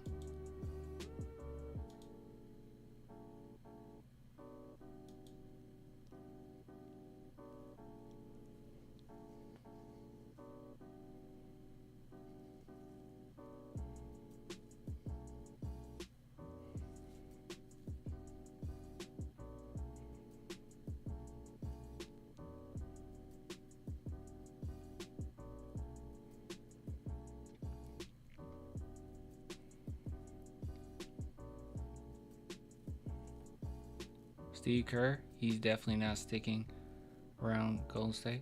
Oh, Steve Kerr would be great. I would love to get Steve Kerr. I'll be cool with that. I haven't been too critical of Mitch, but today, man, he's got me heated. How on earth in the last 5 minutes of the first half doesn't find a way to put Wemby in the game? Look, you know, I haven't been too critical either, but it's kind of funny how things work, and that's why I like to go live so often like we do, is because we can just kind of, or like, I feel like I have my thoughts on these games, and then when I talk to you guys, I can flesh it out a little bit better, or at least it sticks with me what we were talking about, you know, over the course of a week or whatnot. And this Mitch Johnson stuff, where not switching in players and not calling timeout, that has been an issue continuously. And you can, I mean, you're not going to do this. This is like way too much to do, but you can go back on previous videos and see where I was literally talking about there. We were literally talking about how, why are you not calling timeouts at these times? And when it becomes a game like this, that's nationally televised and everybody's watching and it's on full display, Spurs fans feel embarrassed. They're like, what are we doing? Right. But it didn't come out of nowhere. We've talked about this before. But it gets to a point where you got to just finally be like, all right, dude, what the heck? Look, this game, hold on. Here's, let's see, maybe I said it in this. Guys, well, that's just not what his role is. And he also plays well with Chris Paul as well, because his pick and roll game has been insane. Hold on. Grizzlies just made so many adjustments. They were moving the ball better. Their execution was just much better. They looked like a team that's been together. That's what they look like. And the Spurs, they were just kind of on their heels the entire second half. And we just didn't have, you know, enough defenders out there to kind of weave them away, right? It was just, they were just able to get whatever they wanted, essentially. So Grizzlies had 43 points in the third, 35 in the fourth. I know, They here it did is. not let up. This is it. And it would be one thing if I genuinely believed that every single player on this roster, other than the ones that were played, is a detriment to our team or that they're just going to hold us back in these games. I don't necessarily believe that.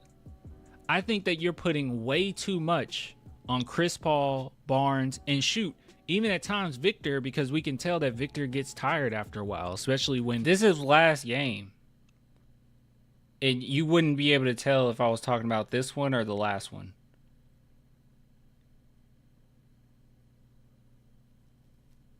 It's too much.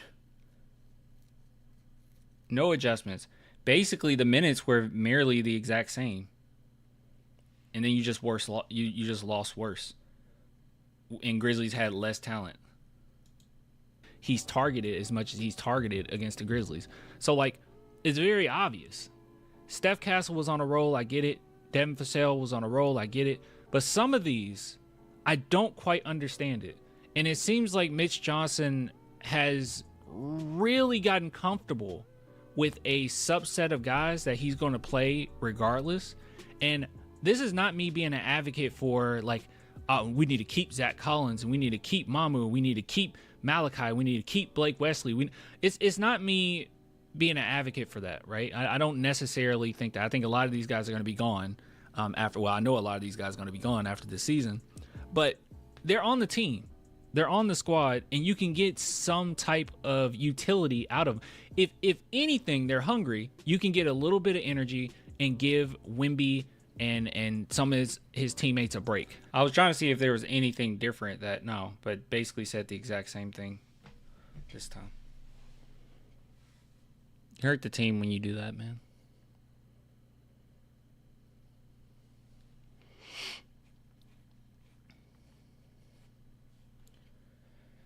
I watched the last 2 minutes, 30 seconds of the first half. Victor at the scorer's table, and he sat there the entire 2:30-ish, and the half ended with him never checking in. Yeah.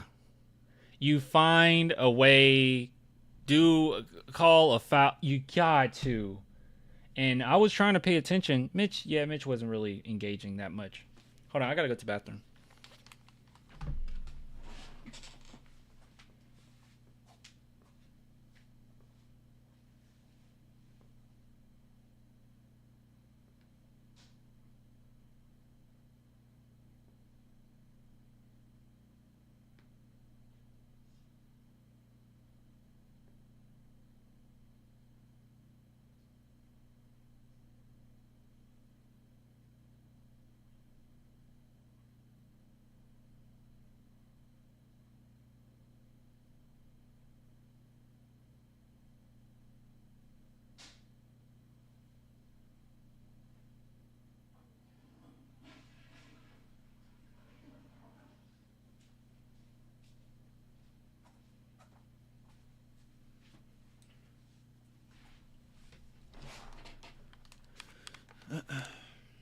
So someone saying, don't call for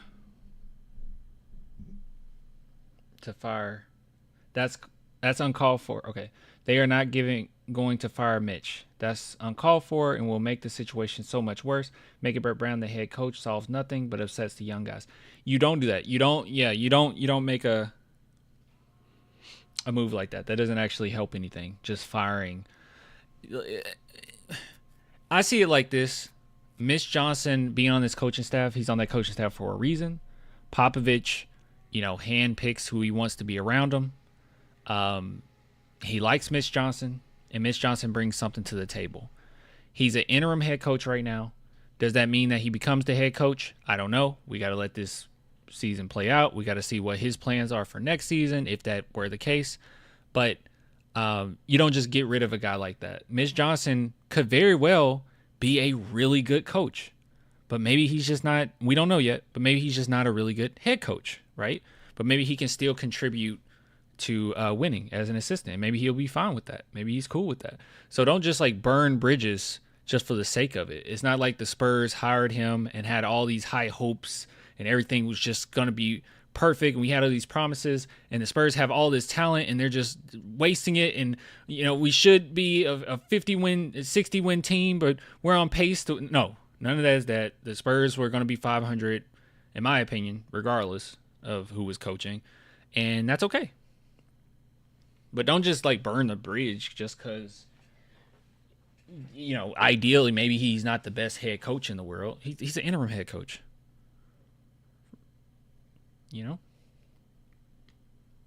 He's interim. Wasn't planned. That's not fair. That's not fair to him. Like think about that. Think about that in your perspective, right? Like think about that it's your job. Let's say that you're just an assistant manager, right? And that's the job that you wanted to do. Don't necessarily want to go up to manager. You enjoy your job. This is what you got going. If something crazy happened, then maybe you have to come in as a manager for, short period of time. But this is what you like. You're good at it. You enjoy it. You're doing your thing. And then the manager, something happens. And then they're like, okay, look, you got to be assistant manager. And you're learning on the fly. You're trying your best to do it. You're doing some good things, doing some bad things, still learning. And then they're just like, dude, you suck at this. We're firing you. Just get another manager. What do you mean you're firing me?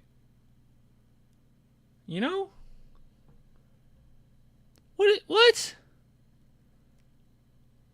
Getting fired for being put in a situation that I didn't want. What? Clan, I don't know. The chicken is still a good option. He said, yeah, I agree. We cannot blow it up. Not fair to him or the team. Yeah, that's not cool, man.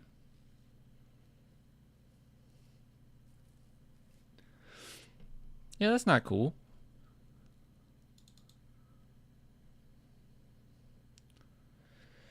Either give Mitch the resources or thug it. You can't give him resources yet. I mean, it's not really much the Spurs can do to give him all the resources. I mean, either you're going to you'll have an offseason to decide what's going to happen and stuff. I mean, either you buy into him being a coach or you don't. But at the end of the day, I think you should allow him to decide whether or not he wants to be, continue to be an assistant coach, or does he want to,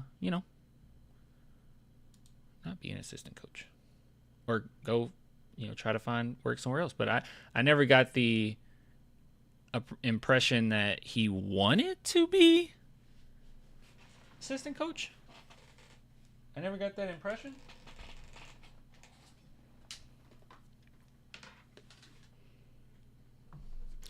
Backup center, that's all we have. Oh, we gonna get that. Yeah, don't worry, we'll get that. Give me a second, guys. I'm about to. Oh, is that how that works?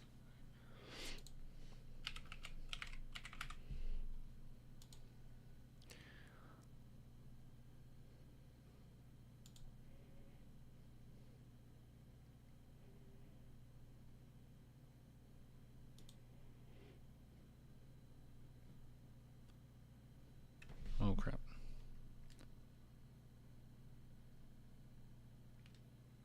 Okay, there it is. Where is it?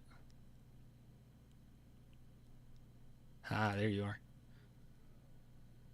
Ha ha. Nice. Nice. Oh, it's not installed. 55 gigabyte. Do I have that? Oh no. Oh no. Hold on. Is that installed? Is that installed?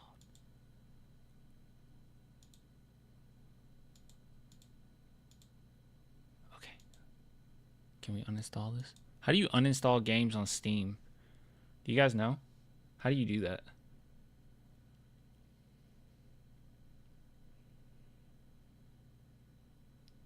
How do you uninstall?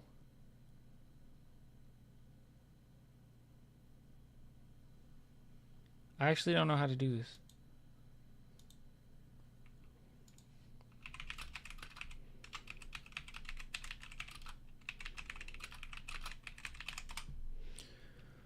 Open Steam app. Go to library. Choose the game you want to install. Click on the game's gear icon. Manage. Uninstall, baby.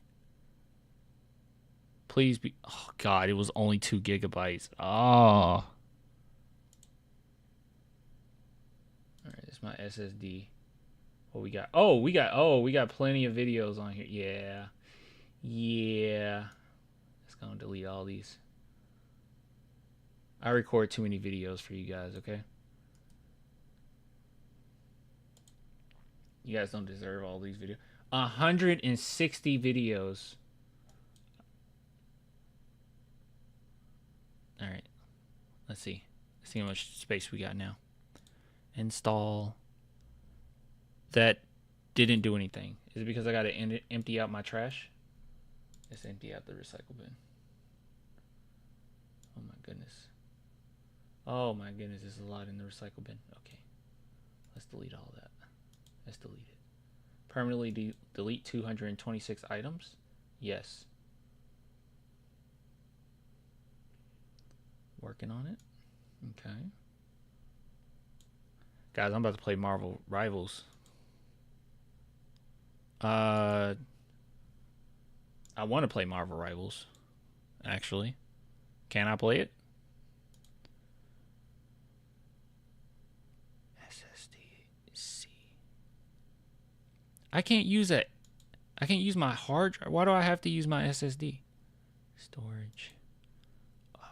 Technology's hard. SSD 6. SSD 117. Let's use the C.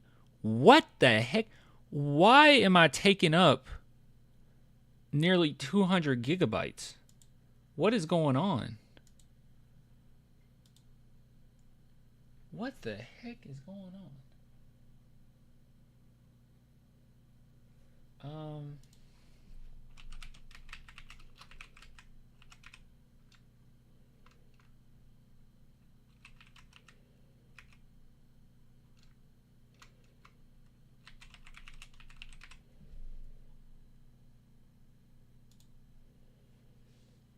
I don't know what's going on, guys. Marvel Rivals is a great game. It is ridiculously fun. You got to go to download the patch. No. I need space first. I'm trying to free up space on my PC because it's saying, hold on, add drive. Wait a minute. Oh, I can add my HDD. Yeah, just add my hard drive. Cool. Let's just do that. I have to use my SSD. SSDs are expensive, man. That's why I didn't mess with it. All right. Accept it. All right. Now we're cooking, guys. Now we're cooking. Download queued. Starting download. Now we're cooking. Look at that. Oh, yeah. Oh, yeah. It's going to take no time. You also going live on Twitch? It's going to take a while, so... Sure, I guess. Let's make a Twitch. Now that TikTok is getting banned, which is very stupid and very disturbing, and I really hate that because TikTok is pretty awesome, not going to lie. How the apps go. A lot of apps suck. TikTok is actually pretty good, pretty decent. But people talking about Red Note. I jumped on there. So we'll see how that goes. Let's see. I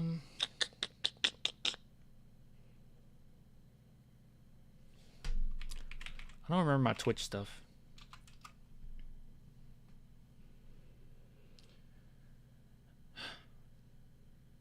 I didn't use it and like it too much, but it's crazy. They can just say nah and get rid of it. Dude, we're literally like unironically turned into China.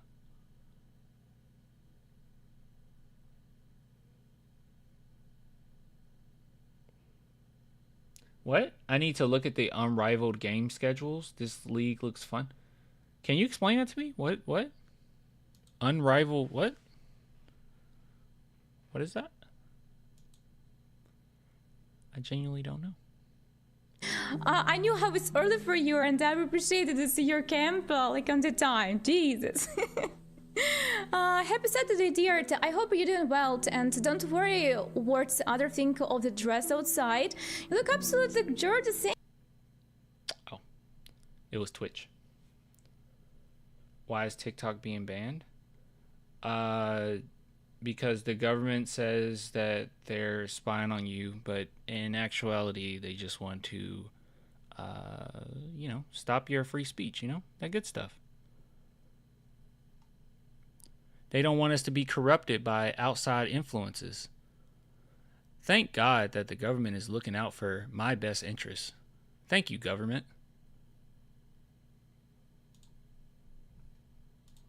Insane. TikTok goated is dope. Hopefully they can figure something out, but it doesn't look like that's likely.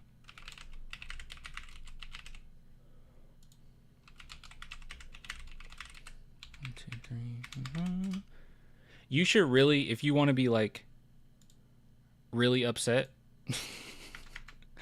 you should watch the what is it? What was it? Was it Congress that was going at? Watch the Marjorie Taylor Greene talk to like one of the CEOs of TikTok, I think. It is literally the most racist thing that you'll ever see today. And I know like you could easily be like, oh man, you're just saying that go watch it, bro. It's pretty bad. It's funny how bad it is. Like, it's funny how awful it is. Dude, I don't know my Twitch information. Do I need to make a new Twitch? Get up early and try to. Yeah. Senator, I'm from Singapore. That one, it's crazy. It's so racist. Password recovery? Well, I don't even know my username. I thought it was Clay and the Spurs fan, but let's see. I'm gonna say trouble logging in. Let's see what happens. Maybe ask for my phone number. Let's see.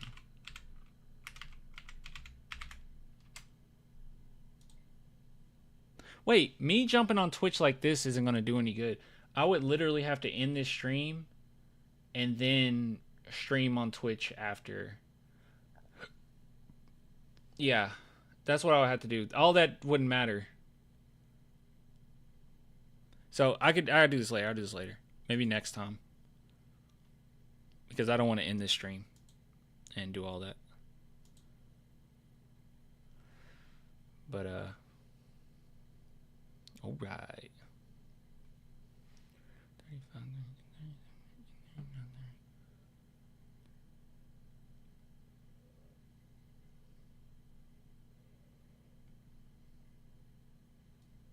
Clan, Chili's, Applebee's, or TGI Fridays? Chili's all day.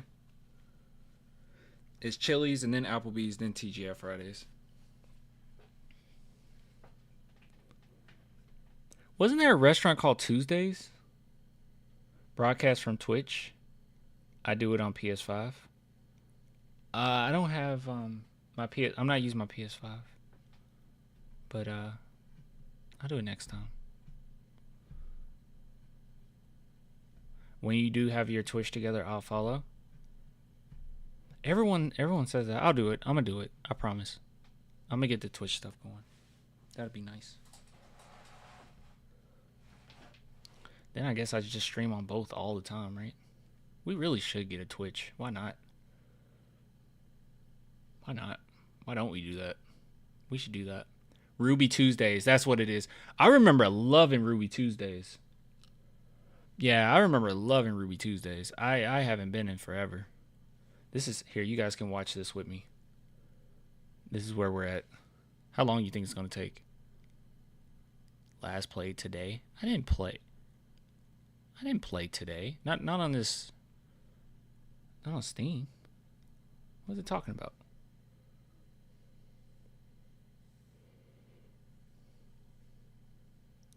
At least around 15 minutes. Okay. That ain't too bad, right? All right, who plays Marvel Rivals? I'm hoping that the stream is fine and my frames per second is fine. I haven't played it on this PC yet. I played it on my laptop, which I got it to 60 frames, which isn't the best for a game like this, but that's fine. Obviously, it's smooth on PS5. They really need to optimize it, and I don't know how well it'll play on this PC. However, I do think this PC is stronger than my laptop, so. You already like 10 gigs in 5 minutes? Yeah, but I wish it was faster. Gotta go fast. I do. Who's your main?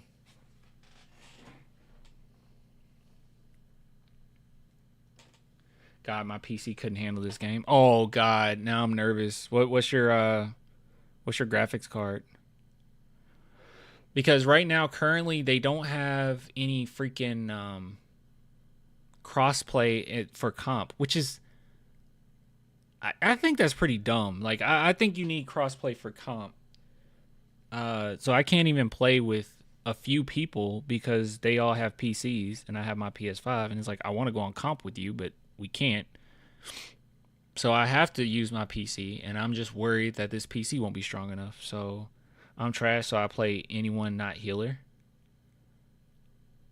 It's funny because everyone thinks that playing healer or playing support is like for the people that aren't that good at the game. But honestly, playing support is pretty difficult.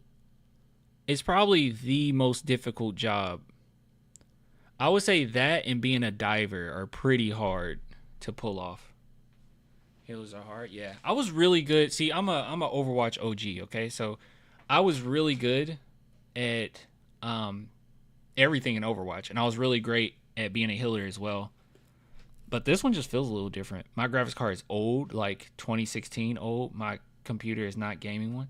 Okay, whew. All right, you made me feel better saying that it's not a gaming computer. Okay. My computer, literally, I built it as a gaming PC, but my graphics card isn't the strongest. I think it's like a 1080 Ti. So it's not like crazy. Cloak and Dagger is really good, though. I need to play with Cloak and Dagger.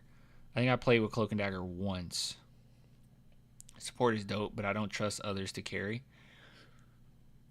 I think you got to get to a certain rank before. I agree with you. You got to get to a certain rank before, like, I feel comfortable. Because once you get support, bro, you're kind of locked into that role.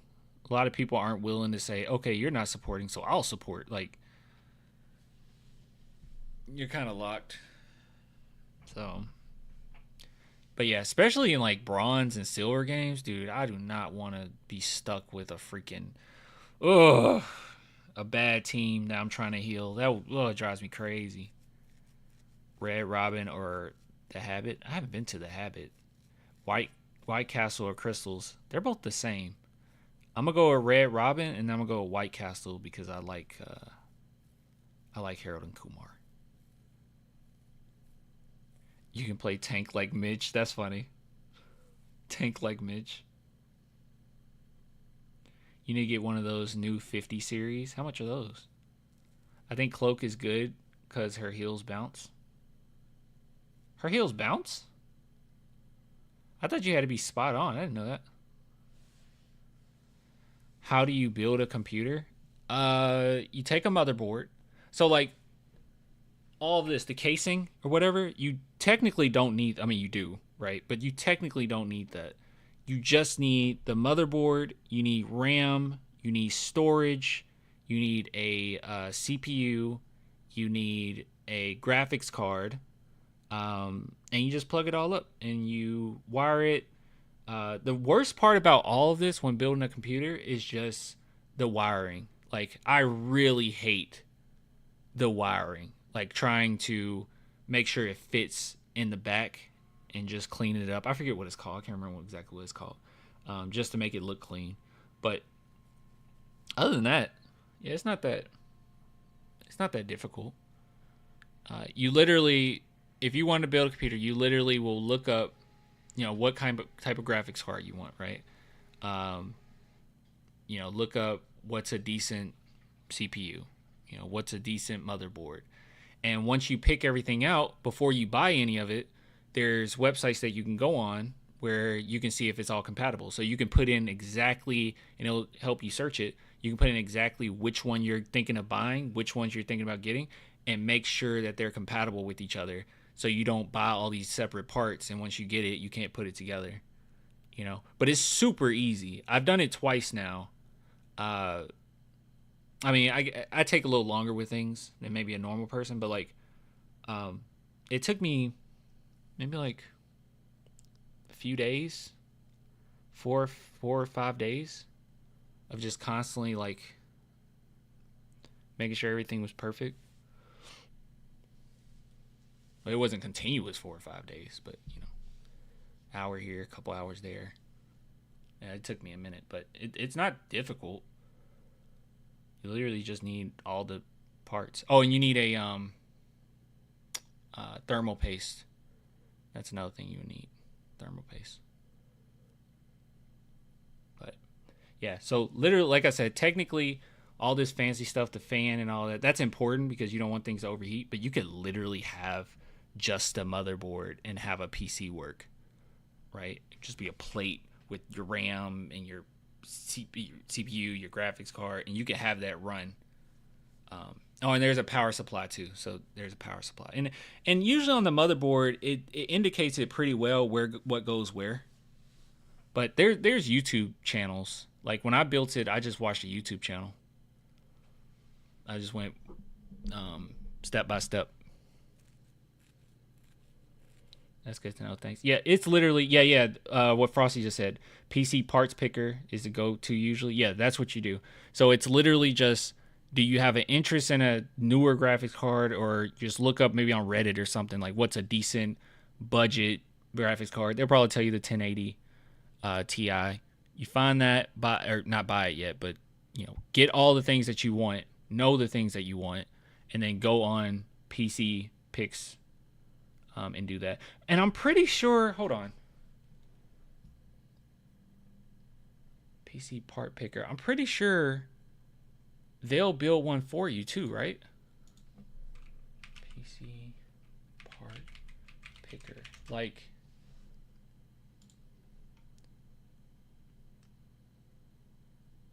you say, start my build.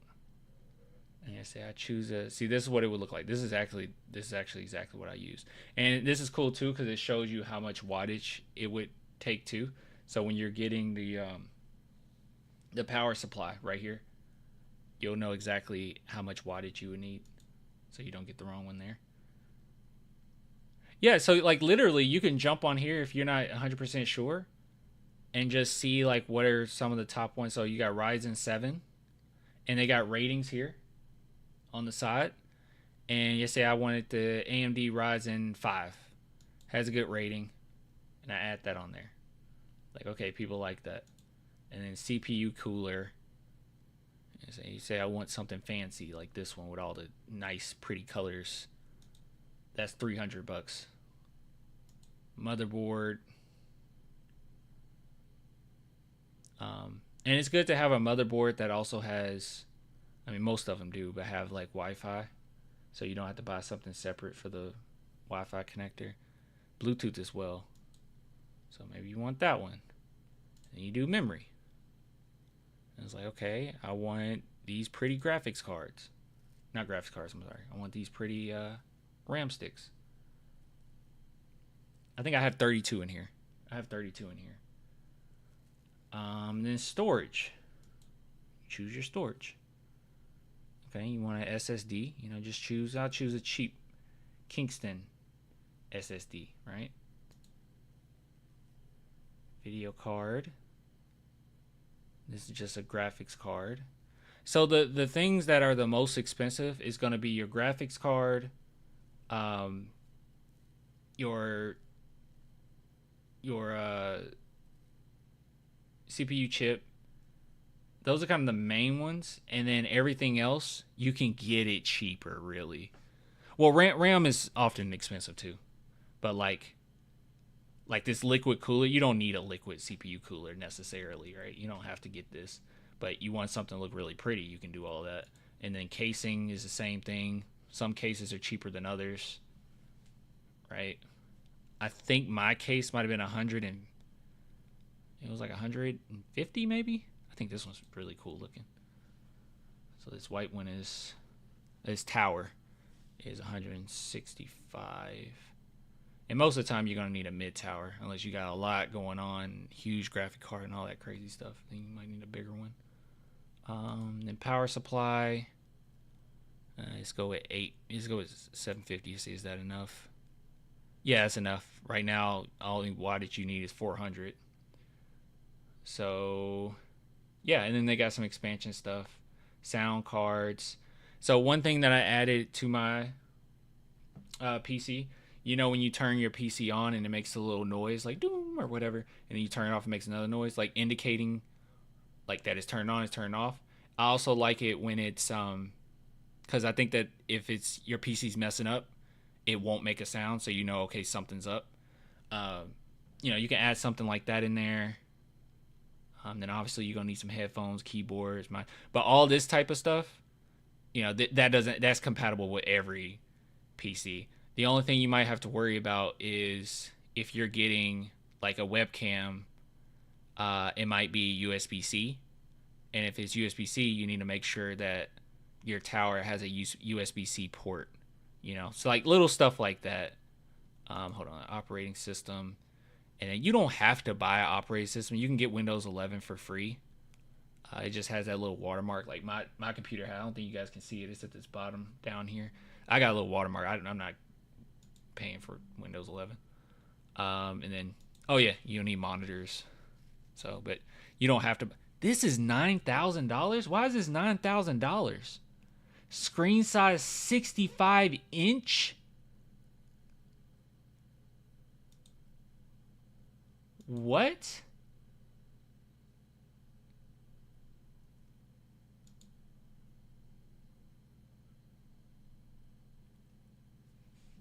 That's crazy. It has no ratings because no one bought that. That's wild. And I wouldn't buy it. If you're getting a monitor, I would find it off of a Facebook Marketplace. Honestly, that's what I did. I have 2 monitors. Well, no, one of them is off Facebook Marketplace, and the person sold it to me for like $40, and it's a pretty good one. And then this one, I think I got at Walmart. But I would just do something like that. You don't have to do nothing crazy. But if you have a pretty good PC, or you're feeling good about your graphics card and all that good stuff, I would highly suggest you get something with at least 120 hertz. You upgrading your computer? Oh no, I was talking to somebody about, someone in the chat asked about building a computer, and like this is literally all you have to do. And then it came out to 1,300, but obviously it'll be more than this because, you know, you're gonna add more stuff. And if you really customizing the way you want, then yeah, it'll be more than this. But like I said, you know, your best bet is probably going to Reddit, asking, you know, you say you have a price range, and just asking like, hey, how much, you know. Oh, they got even a complete, I haven't seen this. They have a completed build sec. Look at this. So this is cool. Okay, dude, this might be even a better bet for you. Apparently, if you go to completed builds, you can see the PCs that other people made, and you could just copy that. Maybe put your own little flavor on it, you know, put some stickers on it or something. But, like, that's pretty neat. I'm not going to lie to you. This one, I've always wanted one that looked kind of like this. Maybe one day I'll upgrade. Like, I'm probably not. I'll just upgrade my graphics card one day. I'll ask that for Christmas. Maybe Santa will give me something. That's cool. Yeah, I've always wanted one that looked like this. Alright, so you can see already completed builds, man. And you can just like say screw it. Jump on here. And they got all the parts. Ain't that something? and then exactly how much it would cost. You could just do something like that.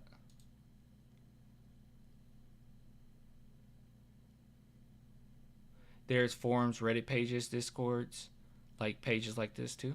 Okay. Some of these have cool ones, but they can have custom parts. Yeah. Yeah, like you can just use it as like a template. These are genuinely really cool. What the heck is going on with this one? Maybe it's just a glare. I think it's just a glare. Putting my PC to shame, man. Oh, it's so clean. That's the one thing I love about PC is just how clean it. Look at this. What is that? Can you put any? You can put any display on that, dude. I want this. I wonder how much my PC could go for. I could sell my PC. Look at that. Oh.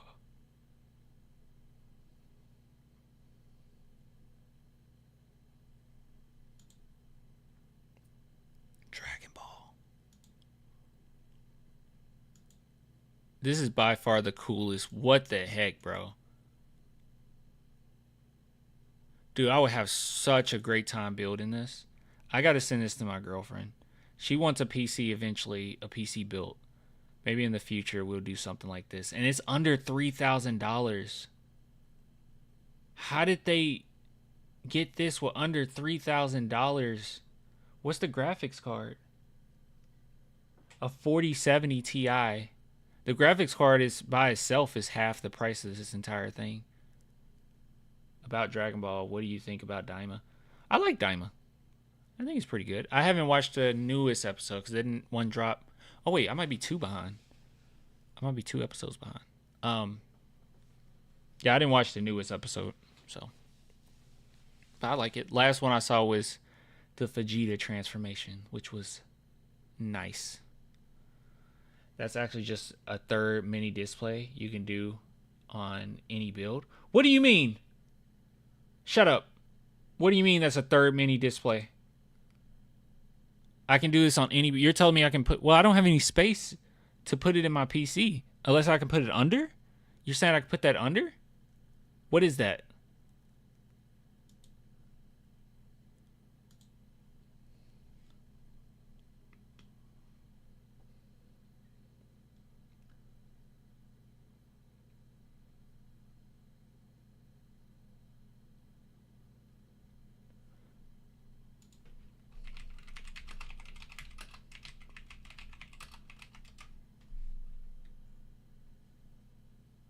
Third mini display.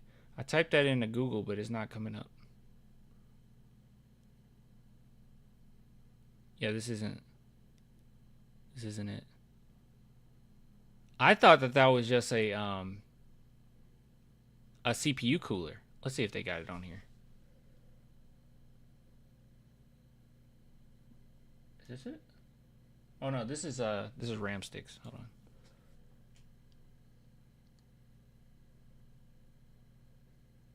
Alright, that's the RTX. That's the mid tower. I don't see it. Jersey X.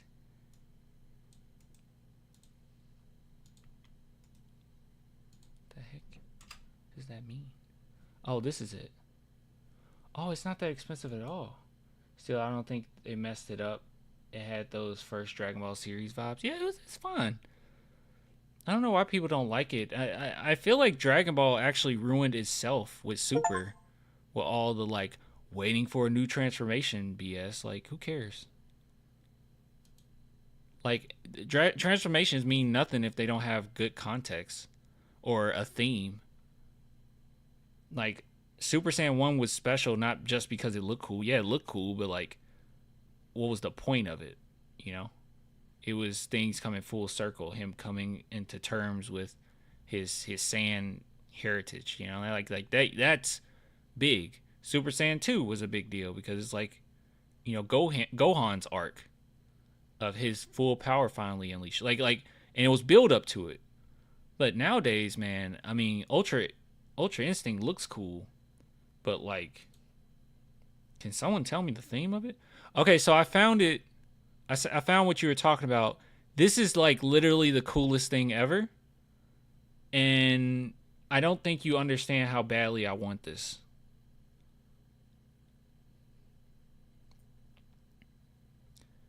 I don't think you quite grasp how desperately I want this. Yeah. So you could literally, I could literally just, I never seen anything like this. There's different sizes to fit your PC. I never seen this before.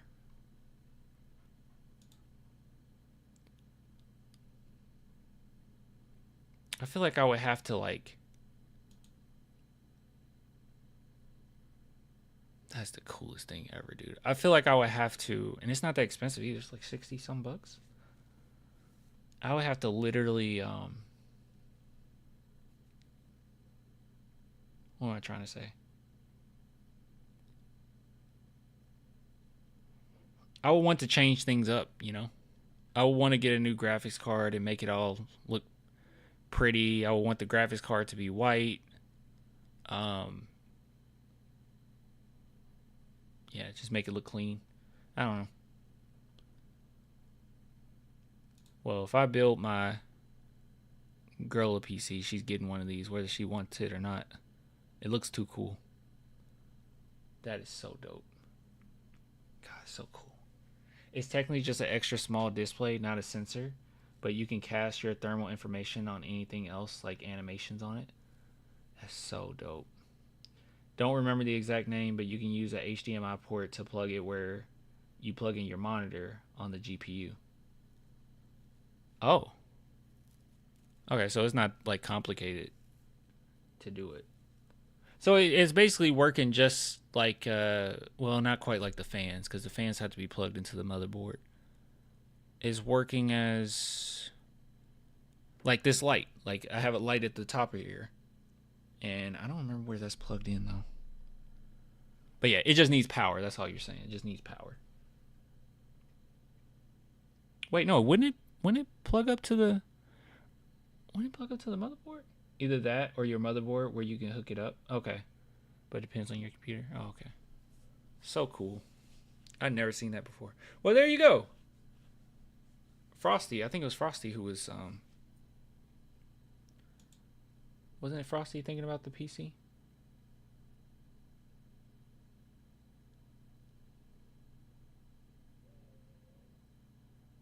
It wasn't Frosty, was it? Was it you, Frosty? Who asked about the PC? I don't want to say we got off track because we didn't, but... Alright, let's download it. See how this goes.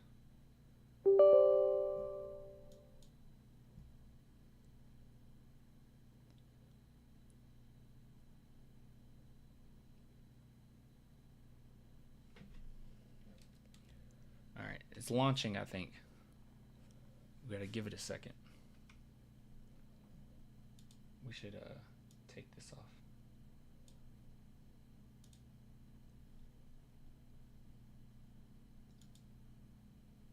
And take that off too. There we go.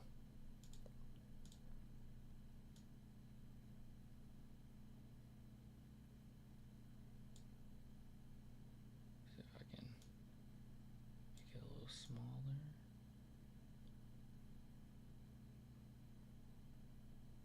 Something like that. Launching, running install script. Oh! Rivals time? Almost, I think. I don't know how long this is going to take.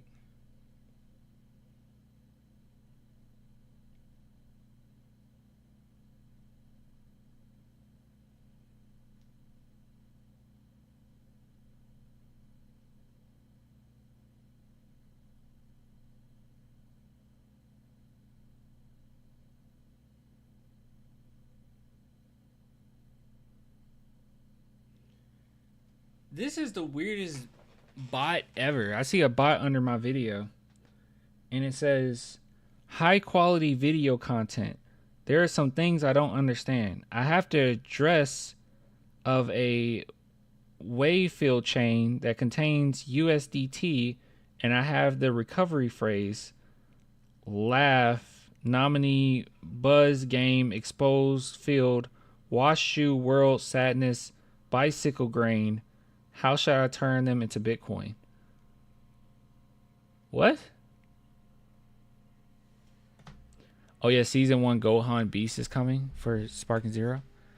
That'll be cool. I'm excited.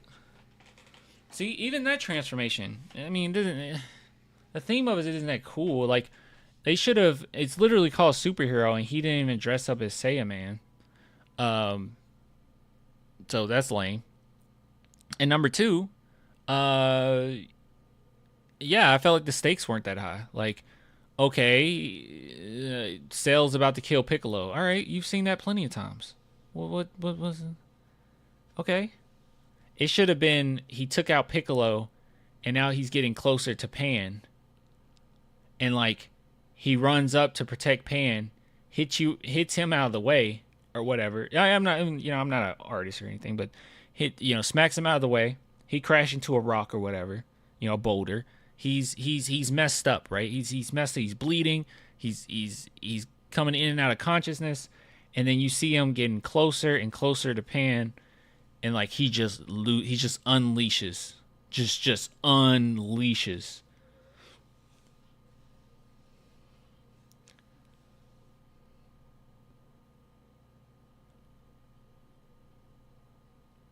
No, it's generic, but like, or like Pan sees that her dad's in trouble, she comes out of hiding. Bulma's like, no, you can't get in, and she like gets her off of her, runs up to Gohan, and then he spots her, and I don't know, gets ready to like smack her away or whatever, and then that's when Gohan releases it, or like comes out of consciousness, saves her, and then that's when he gets like super angry, like Goku moment, like Goku Super Saiyan 1 moment. You don't have to kill Pan. Don't do that. That would be insane. That would be horrible. But yeah, like I won't let you touch my family type stuff. Like yeah, just like loses it. That would be great. It would hold more weight. I don't know why he did it the way. I don't know why Akira Toriyama decided to do it the way he did it. Well, I know why, because he doesn't like Gohan. He said that. Very disrespectful to Gohan. All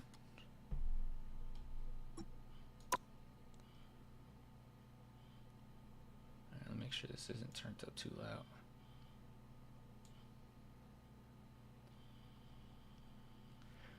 For one, I'd like to see a Master Roshi Night Out spinoff series.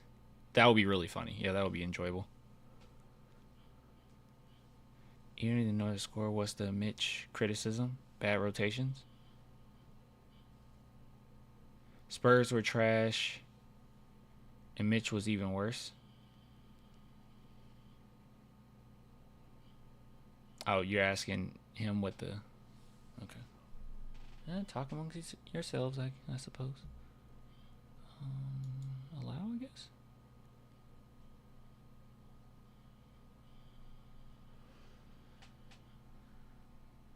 Oh, am I cutting frames? I saw my face cutting frames. I think I'm cutting frames. Oh, this is going to be bad. You see me cutting frames? Look at that. I'm cutting frames, guys.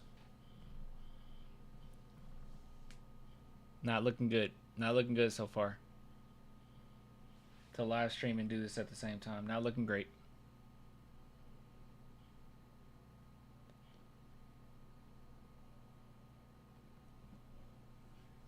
I would just like to say that Master Roshi got Young and Daima. That could work quite well. That would be cool.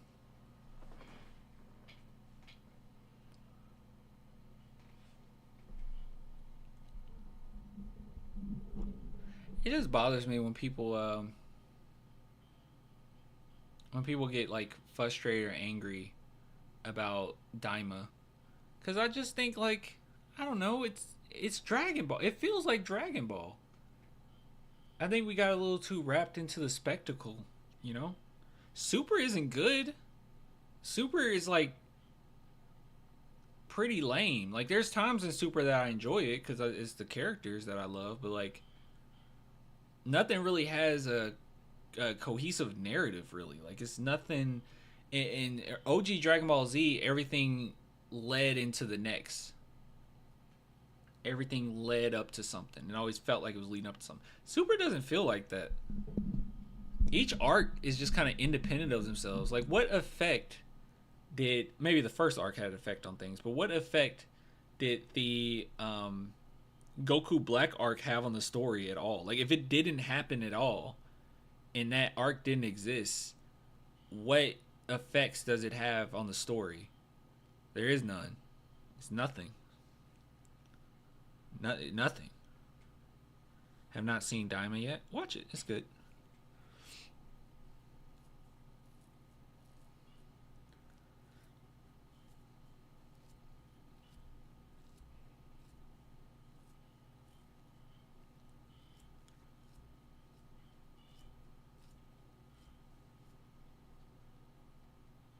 Hoping that the frame's doing this is literally just because it's doing this whole shader compiling thing.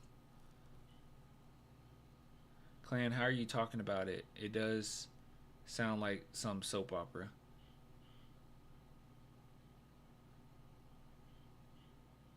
How I'm talking about it? The Super? You talking about Super? None of it makes sense, bro. It's just like random things just happen. Like I said, the first arc makes sense for the bigger narrative, right? Obviously, we're getting into God's territory, so obviously that's important. But a lot of it in there just could have been left out. Dragon Ball series plot. It's so dumb. But Dragon Ball Z is good. I think it does a really great job. But they do need to reanimate it. Like, I don't see how Toei Animation's #1 moneymaker doesn't get a remake or reimagined, or not reimagined, but just reanimate it. I don't see how it doesn't get that. I would rewatch the whole series if it was reanimated. Because in the animation, in the anime, it's like sometimes it's really bad, and then it gets really great. Like, I've been watching a lot of One Piece, and I'm not far at all. Like, I'm only in Thriller Bark, but like a big chunk of it was pretty bad animation. Then it took a turn, and the animation improved. And I haven't really went through an episode where I was like, ugh, that animation's terrible. Ugh. Not really. All of it's pretty consistent. It's like good to great. Good to great. And I feel like Dragon Ball was like, or Z was like, horrible to phenomenal. Horrible to phenomenal. Like, it was constantly doing that. They need to just reanimate it.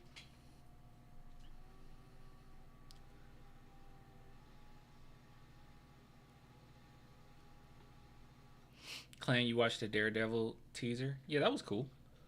I don't care for Marvel that much. I know that's funny, me literally like loving Marvel Rivals, but like, I love Daredevil in Netflix series.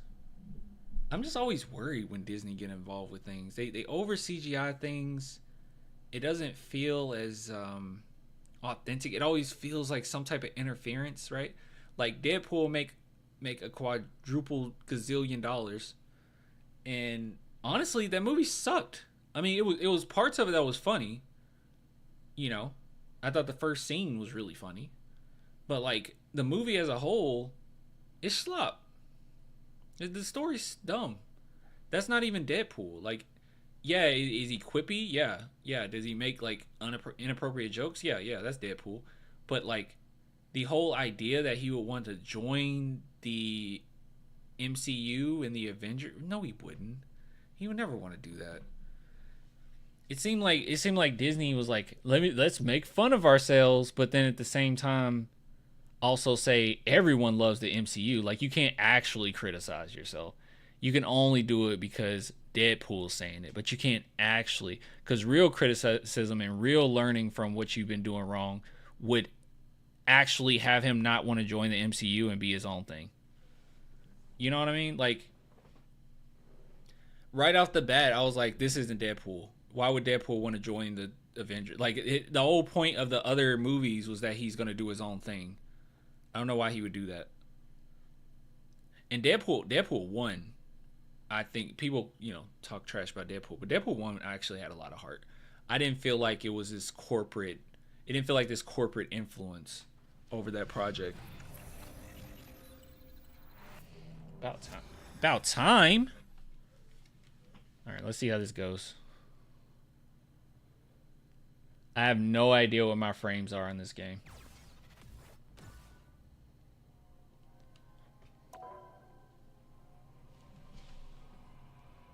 You guys can't see anything. Hold on.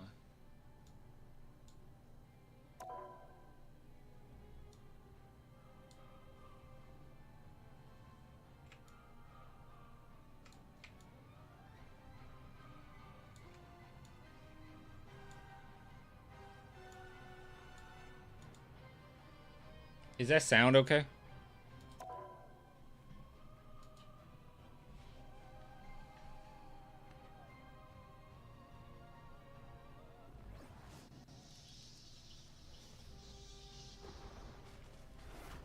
See if I can actually stream this. I never tried this. Never played on this PC. So let's go to the practice first.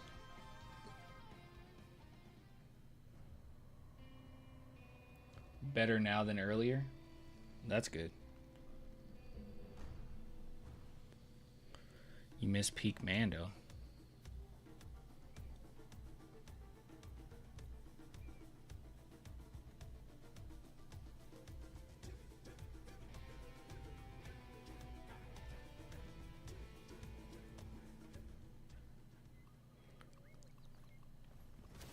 Ooh, this is gonna be rough. I don't think this is gonna work. Oh, that looks rough. Hold on. I fight for more than a flag. I fight for an idea. One bigger than all of us.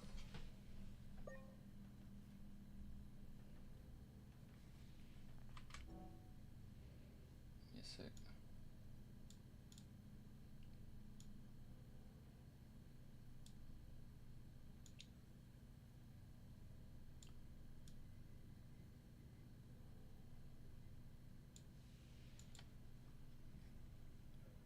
There we go. Let's see if this... Alright. That's pretty ugly. But, I do know that I'm live streaming right now, so... Oh, wait. Let's try that. Yeah, let's do balance. I don't want that to go up to quality. No. Turn that off. Low latency. Yes. Show frames per second. Yes. And let's say optimize. Oh my god, it's going 26 frames per second. Okay, what can we do? That's pretty bad, guys. Oh wait. Okay, it went up. Hold on. I guess this PC isn't that great either. Let's do that one. What happens? It dropped. Okay. Let's try that. What happens? Oh my god, 14 frames per second. I wonder is this because I'm live though? That's terrible. Why can't they optimize this freaking game, man?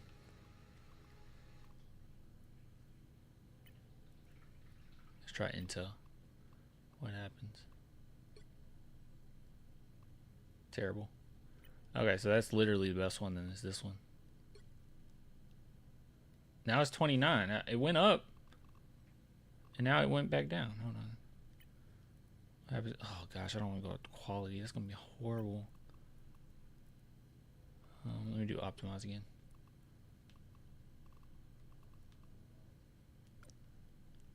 With 30 frames per second, bro. Prepare to engage. Why is it 30 frames per second? You have to set it all to the lowest quality, clan. What? It is the lowest quality.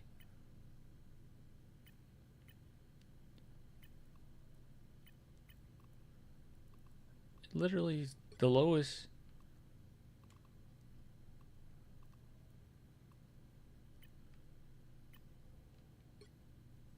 That didn't fix anything. That didn't make it better. Balance. That didn't make it better.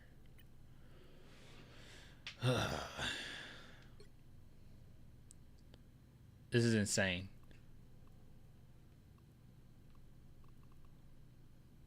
Dude. 20 frames per second? Are we serious? By the way, I played Overwatch and this was not an issue at all. When I used to mess around with Overwatch on here, it was not this bad.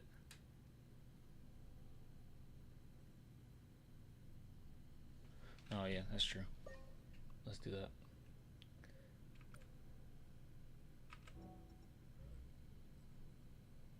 That's a good point. Let's look at our task manager here.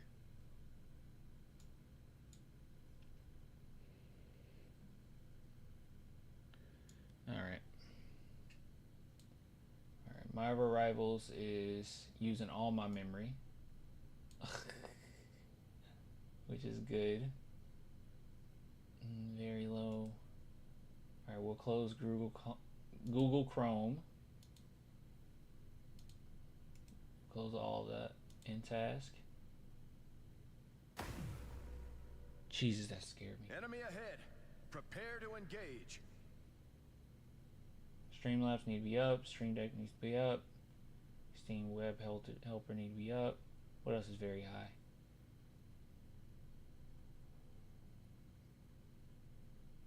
Okay, my webcam is very high. Background. Let's see. Problem reporting. Streamlab. It's literally all I can close, it looks like.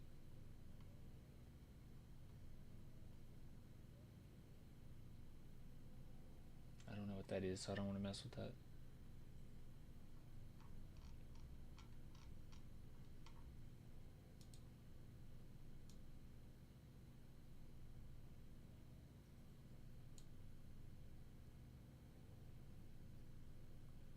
Chrome eats up a lot of RAM.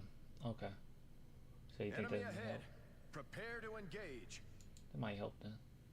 Let's see.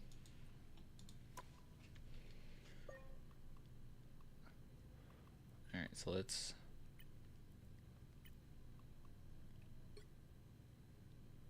No.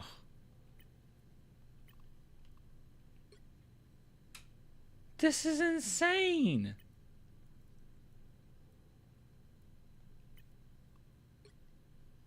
There's no way. Clay, you finished Squid Game? I haven't started Squid Game 2 yet.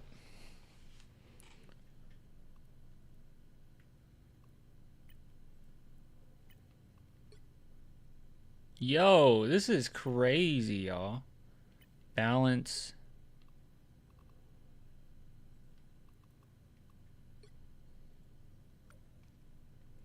This is so ugly.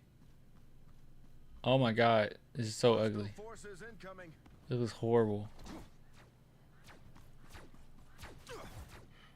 A smooth 20 frames per second. We gotta fix this.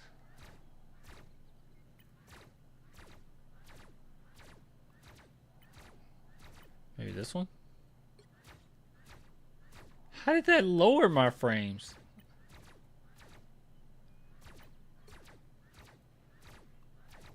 Now our frames aren't going back up. I'm restoring all default. Alright. I'll show my frames for a second. Okay, so it's at 40. So let's look at this and see what we can do to improve it. Literally the only thing I could do is super resolution sharpening. Hostile forces incoming. That didn't do anything. That looks so ugly. And that didn't do anything anyways, so what if I just do it 100? Alright, let's just... It's not making a difference. It's not making a difference. Oh, that's so ugly. Oh, this is not gonna be enjoyable. Ah, that's horrible. Is it from balance to performance? Let's see.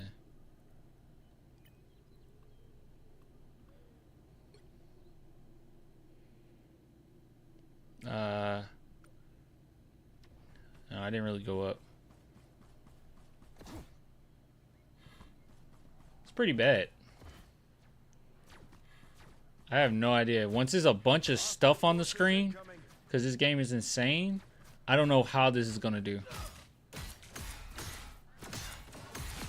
It's at 50 for some reason. When I hit him, it went to 50. Double KO. That's 3. Okay. Well, maybe if I play with a character that isn't Captain America, it might look better. Coming through. However, he is my main. Or Namor's my main too.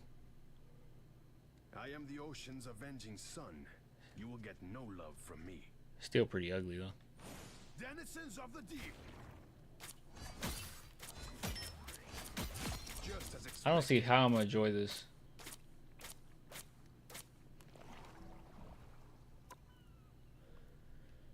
Let's see here. Quality. Okay. Go ultra performance. Okay, well, now it's just gonna look ugly, right? Yeah, now it just looks terrible. fools. It looks terrible, but it's performing. It's performing. But it looks terrible. The 54 frames per second. Gosh, I do need a new PC. At least it feels like that.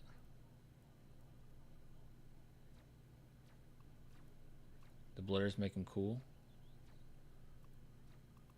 I have no idea what I'm supposed to do here. All right, so we know Epic TSR looks pretty decent. What does it look like when it's just off? That looks good, but geez, what the heck? The frames are, yeah, frames are dropping like crazy. That looks good, but the frames are terrible. It's also the game. I know that a lot of people have said that too. They're like, why is this so poorly optimized? So maybe it'll get better. More foes to conquer. AMD FSR. Okay, that looks... How did it drop 10 frames per second from going to Ultra?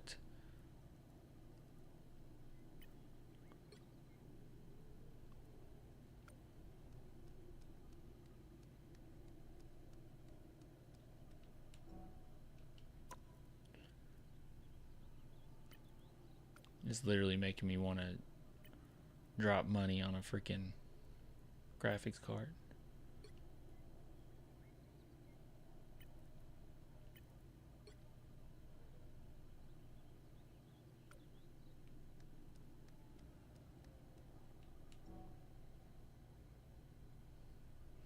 That anti-aliasing pad. Can I open it? This is all that's under it. Here they are, the fools. I'll go to add low lat. Oh, I didn't realize I didn't have that on.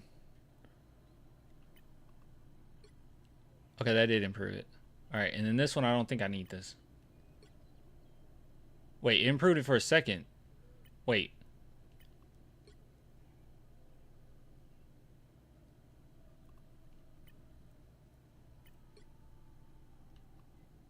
Okay, so I guess I do need that. Okay, and let's just... Can I please just do performance or at least balance? Can I at least do balance? It's so ugly, y'all. It's distracting how ugly it is.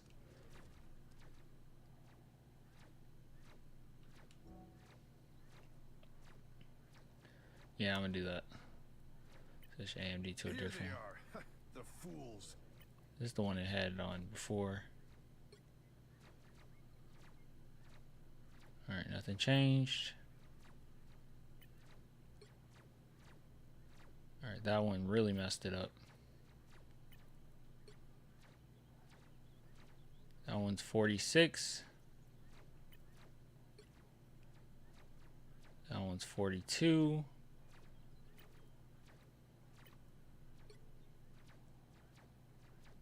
AMD, well, 44. None of this is really making a difference.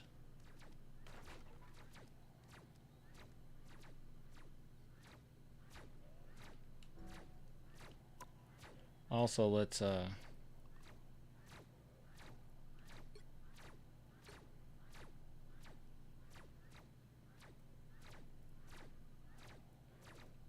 they are.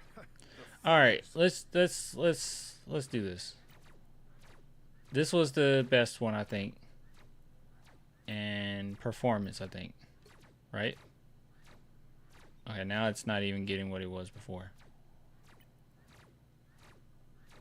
What is the tab that says adjust? Is it a tab that says adjust? Oh, this? Brightness. Yeah, I was gonna mess with this.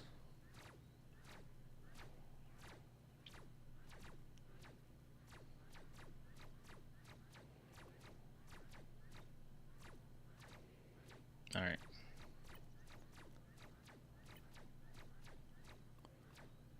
All right, let's try to get it back up to that 50 or whatnot. If I did ultra performance, More foes to conquer.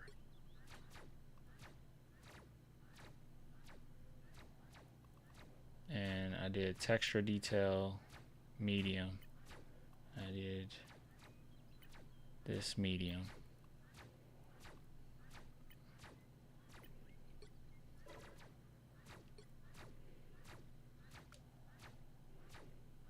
This is so freaking, this is the ugliest thing I've ever seen in my life.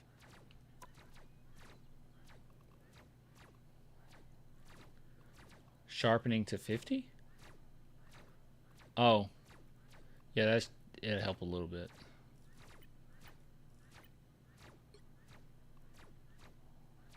Actually, I don't think it helped that much. What's really messing it up is this. That's what makes it ugly. So if I do balance is 45. And I can deal with this kind of. I mean, I would have to deal with it. But it's dropping all the way down to 40.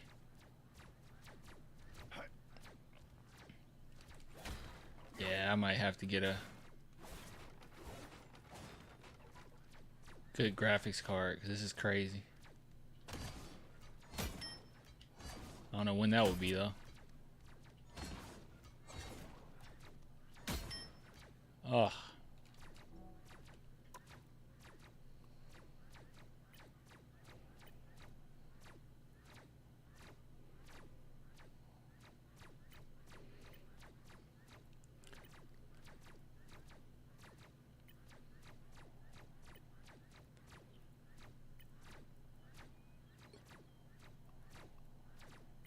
I don't understand why this.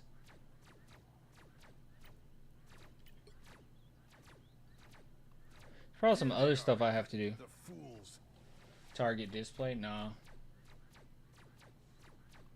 It will drop with more elements on the screen, sadly. Yeah, that's what I'm saying. Like, that's the problem. Like, it's like I'm trying to get it higher, but like 30, it's like, oh yeah, that's great. But it's gonna drop down super low in a game. And 30 isn't great, I'm just saying.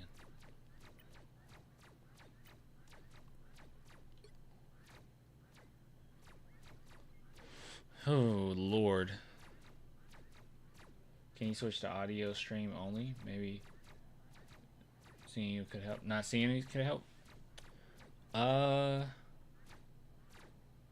me think. Let me try some.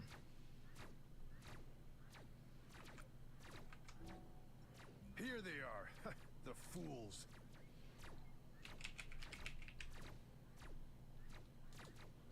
There's something you can do on control panel. Maybe this will help.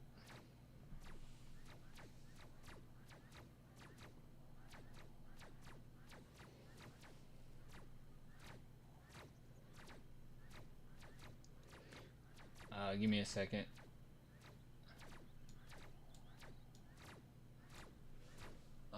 So on here, there's a few things. Let's see. Yeah, I remember what I did on my other one. All right, so on this, I think it's this one. You take me there, and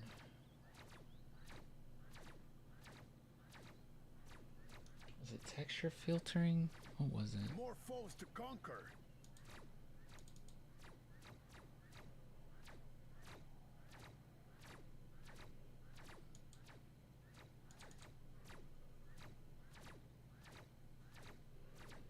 Oh, it was this one. This quality one.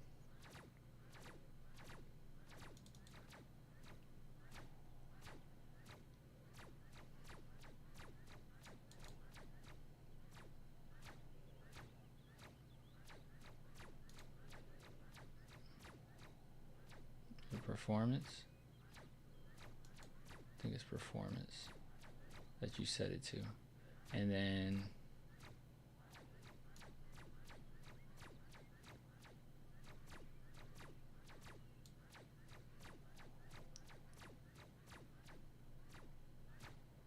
I feel like there was something else. More foes to conquer.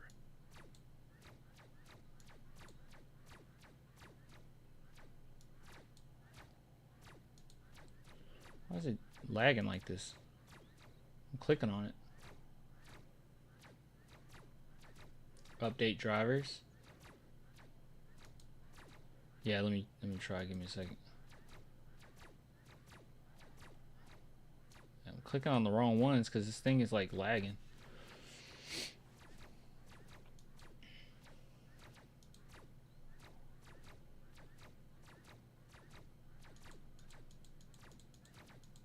Okay.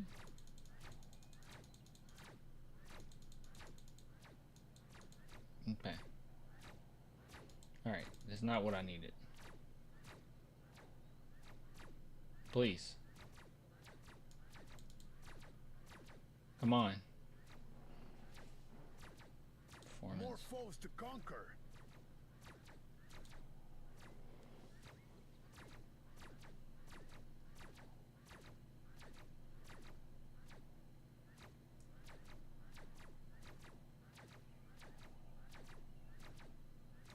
Done?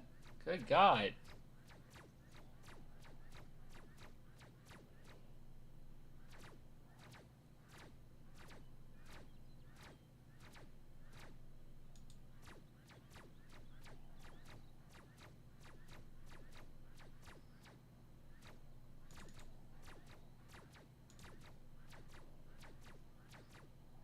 Display.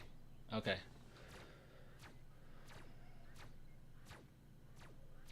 Yeah. I only got 60 hertz anyway. I have to, if I get a new gamer card, I'll have to update my monitor too. All right.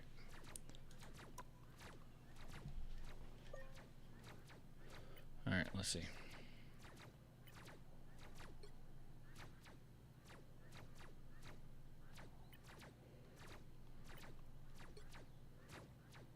This is crazy.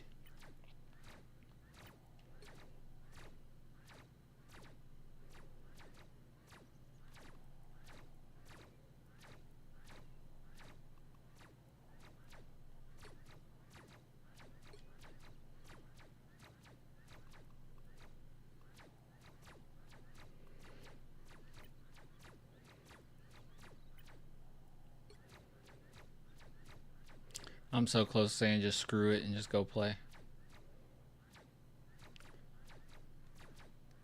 I'm just gonna deal with this ugliness. I'm hoping that chaos will keep it at least 40, please, for the love of God. More foes to conquer. Just as expected. Oh, no, wait.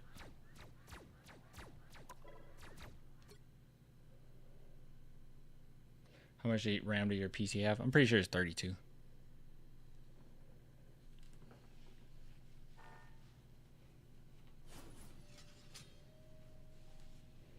They also said that this is not well optimized. So I know it's not fully me, you know.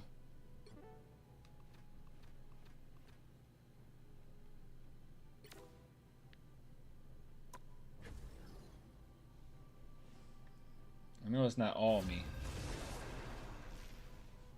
It's a new game, so expect issues. That makes me feel better. Kind of. Wait, can I turn this down? Yeah, they said the only thing that makes me feel better is that a lot of people have said like they have high-end PCs and they have a hard time running it. So do they ever go back and optimize it for PCs like usually, or am I just kind of screwed? Those who oppose me shall be left to drown in my wake. Like, what's gonna happen here? Am I just like done for?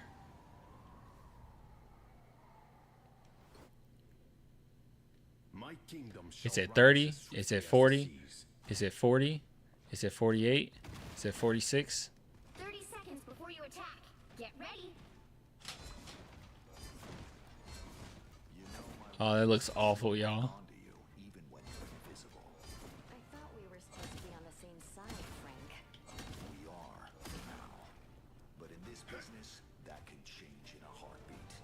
I'll be sure to remember that. I'm gonna need some PC buddies to game with. The battle Do starts rank in at least. 5, 4, 3, 2, 1. All you need to do is capture the mission area. Got it?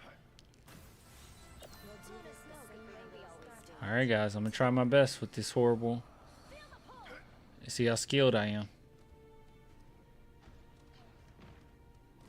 They look like they mean business. All right, let's just pretend this is an old game. Hydra in the deep. Whatever these Oh, hello. Oh my God. Oh my God. Nice deep freeze. typical air breather. Looks like the mission area is yours Okay. to capture now. This is weird. This feels so weird. Oh my God, I can't. Oh my God. Look how I'm moving. Look at that. Double KO. The mission area is yours. That's another thing. Console ports are often botched. We are on our That's way to terrible. victory. This is terrible. It's alright, we're gonna win though. I can still get the W. I'm just built like that. I am Groot. Oh gosh, I didn't mean to do that. Oh gosh, I didn't mean to do that. Now I see them. Oh my God. Oh my God. I hit him. I hit him. Good job, team. That was horrible.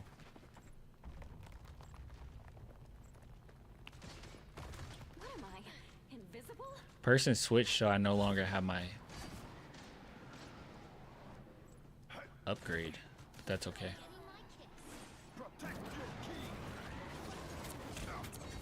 Gosh, I can't. Half of the mission area. Keep going. Okay, honestly, hold on.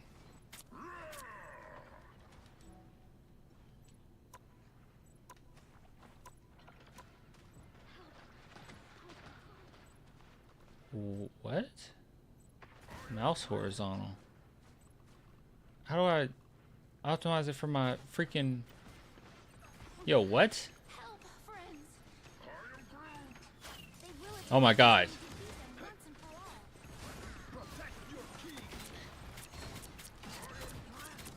Where is I can't. Can't. Control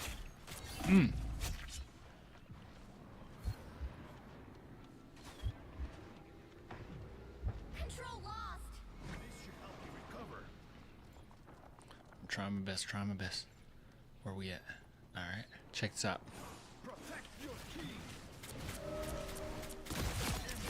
Yikes! Yikes, clan! Yikes! Sheesh! 10 frames per second, ladies and gentlemen.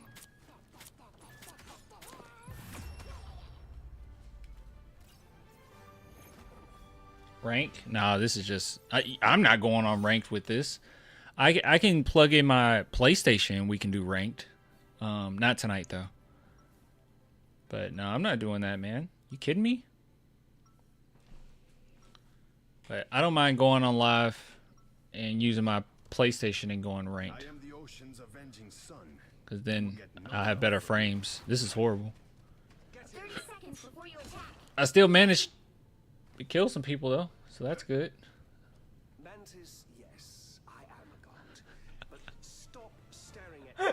I thought you should know there are Asgardians imprisoned in the Collector's theme park. King of lies. Come on, man. Well, a small price to pay to keep the enemy off my plans. That's a lie. Think I deserve that? 10 kill? I don't deserve that. That's crazy. 2, 1. Maybe next time we go live, I'll have my Twitch up. I could just go ahead and get the Twitch up, and then we can Surface dwellers can't do it on both. destroy yourselves. We stream on both. And I'll actually use my PlayStation. We can rank up. Keep radiant. Hostile ahead. Maximum pulse.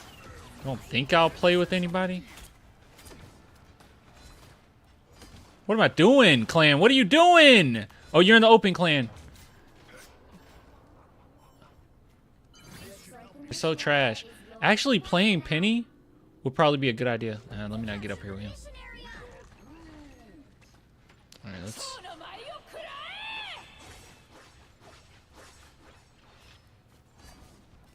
My frames.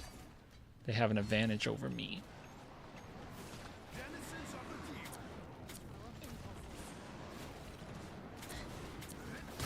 Oh, I got it. Yes. Kill him. No. I don't have enough frames to get out of that. Oh my goodness. You can't kill me. Oh God. Don't do it. Oh, I thought she came over here. Guys, I can't focus. Maybe if I'm closer, actually if I'm closer, my frames might be better. I think I'm right. Not really. Kill him! Die! Jeff, your turn. I need some healing.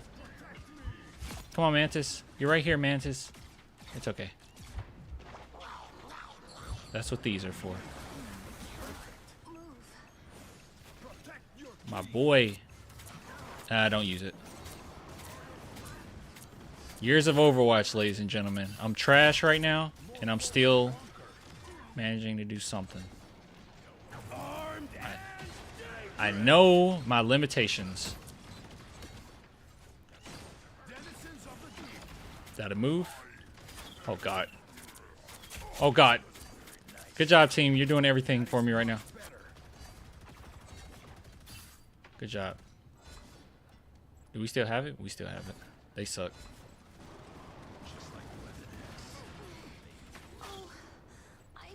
We still have it. As soon as they get on that point, they're done. Actually, check this out. Check this out, guys. Jump on the point, guys. There you go. Do your thing. Do your thing. Do your thing. Do your thing. Do your thing. Watch this. Watch this. Flank time.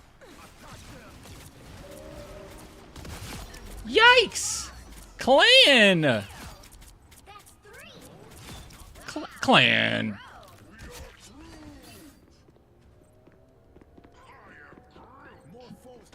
Dang, clan, why you gotta do them like that? Go to sleep. Die. Die. Time's up. Close your eyes. Now go to sleep.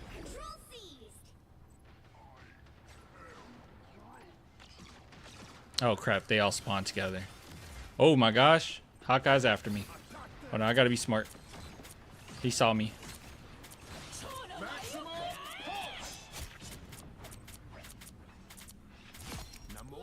Really not. So this is perfect for having no frames because you place the squids at a perfect time.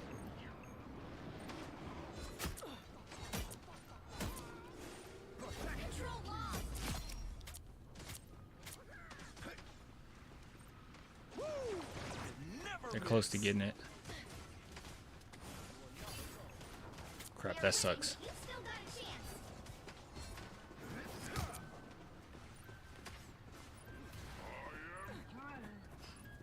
Okay. Nah, I tried. Clan is a camper. I had to do what I had to do. Okay? I literally can't go into the fight. You see my frames. It's at 80 now. What just happened? Okay, now it's back where it's supposed to be, which is 30. It jumped all the way to 80 that just now. Dude, if it was a clean 80, I'll be cooking right now. 30 seconds before you attack. Get ready. All right. We need to push. Time to make my display ugly. Performance. We're going to do ultra performance. We need an ultra performance.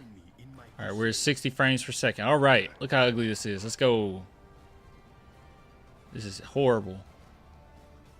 The battle starts in 5, 4, 3, My team need me. 2, 1. I won't let them down. All you need to do is capture the mission area. Got it? Oh, aren't these graphics beautiful?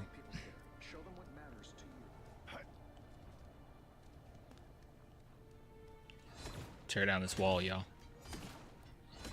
Yeah, I know. I promise I'm not crazy. There we go. Skill issue. They didn't do it. Skill issue.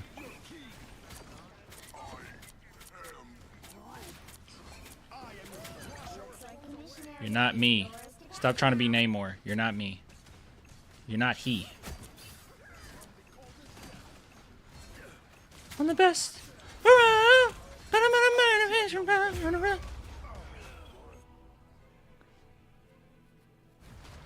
I'm really debating, like, this actually isn't worth it. I'm really debating if I get Penny, if that would be a good pick. Let's go performance.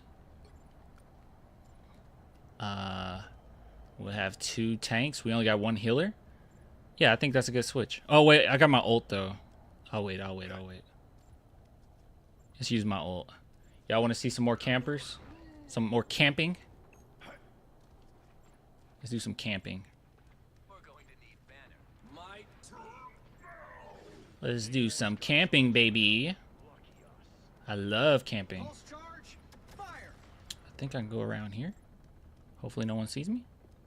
I think. Can you? Oh, never mind. They did all the work, so I didn't have to do anything.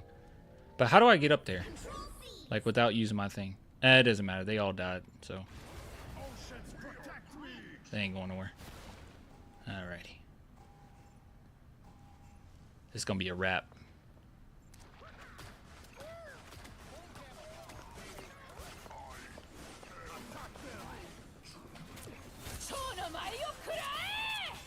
Come on. They're gonna be bold. They're gonna be bold. Oh, actually, never mind.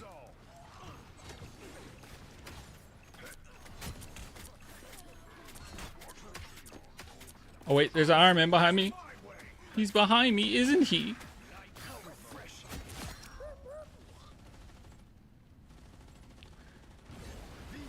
This team we're going against really bad, guys, because I can't even play the game right now.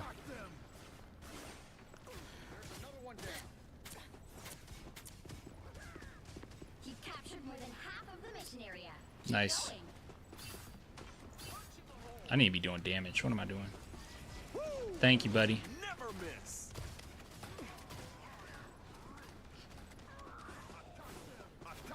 Team doing everything, bro. I don't have to do anything. I'm just chilling. Yeah, we're not doing that. Oh, I wasted it. It's okay. You should have retired decades ago, soldier. I got greedy, y'all. I need to go get Penny. If I die, I'm getting Penny. Glory is almost yours. Can you believe Lil Wayne said, if I die, remember me like John Lennon? Really, bro? Ain't nobody gonna remember you like John Lennon.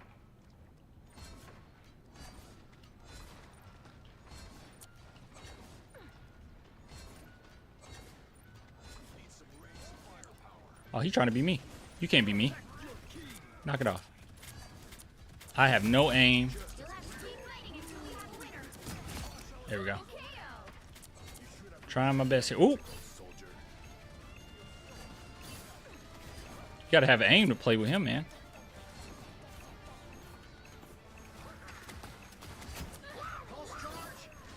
Ooh, get him. Pretty good ult.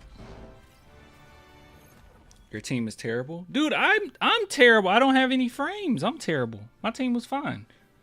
Yeah, GG team. My team did good. Don't talk about my team like that.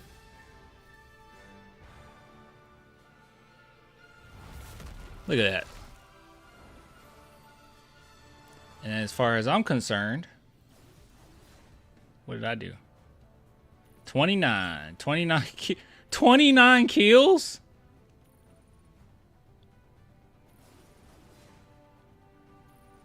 How did I get 29 kills and I didn't do anything?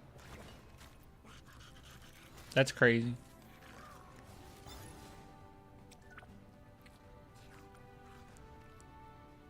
All right, something got to give. That was horrible. Did I have fun? Not really. Will I do it again? Most probably. What time is that? I gotta go to bed. Let's do a little adjustment to the settings. I'm gonna do one more.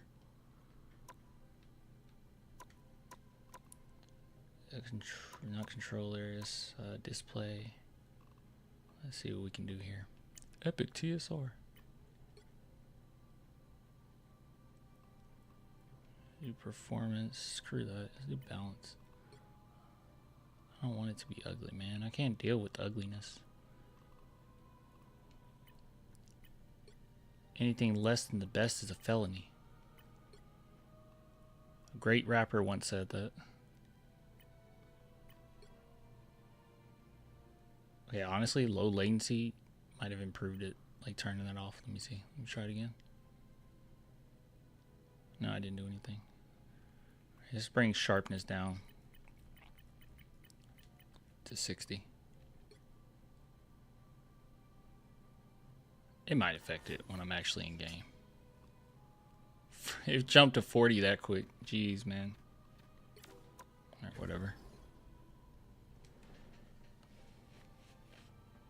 Go get him, Tiger.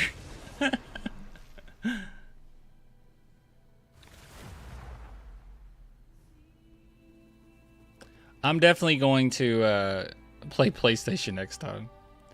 The right heroes could make I might have to come to the realization that unless they optimize this, I may never be able to play this game on PC.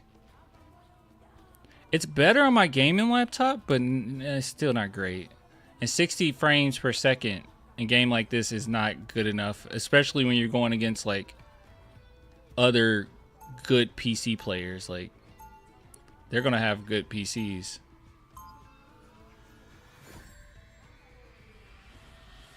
Like I said, it's not like I haven't played other things and it was totally fine. It's just this game. Oh my god, I'm at 30 frames per second? What's going on? They'll be coming in 30 seconds. Stay strong.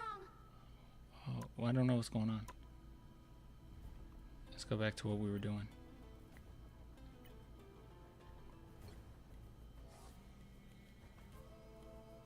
Oh god, back to performance. Oh god, am I screwed? Oh my goodness, look how ugly this is. The battle starts in I'm sorry you're subjected to this. 4, 3, 2, 1. I'm coming, team. Stop them, I will. Oh crap! I hit the wrong thing. I'm here. Cannot let Doom do any more damage to the web of life and destiny. I'm here to save the day.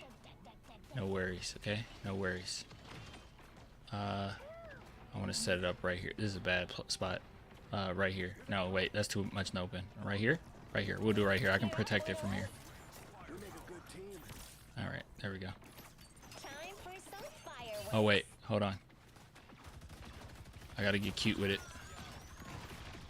What the heck just happened? Why did it explode?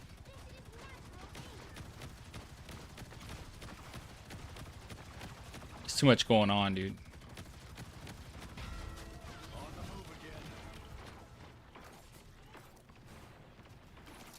Time for some fireworks. Where's their team?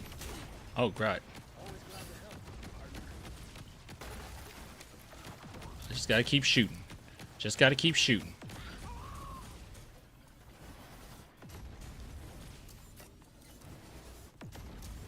Don't blow up my thing. It's hurting it. Okay.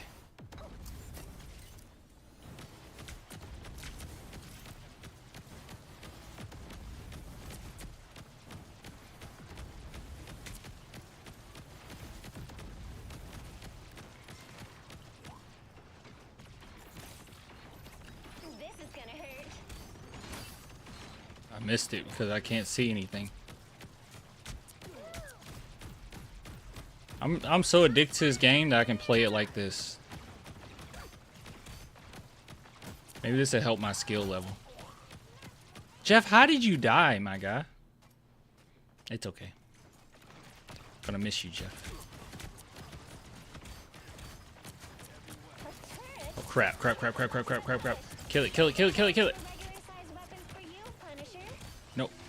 Nope. This is gonna hurt. Maximum pulse. Powering up. You're kind of screwed, guys.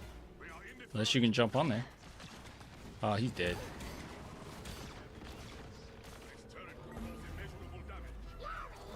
You're up, little ones. Time for some fireworks. You need to stop. What just happened? Where'd my thing go? Punisher's on the move again. Why did it disappear like that? Oh, watch this. Mine's in place. That should kill him. That'll get him. That'll get him. They're gonna go right through that door and they're dead. Oh, they're dead. They're really dead. Watch this. They're gonna be super dead. Never mind.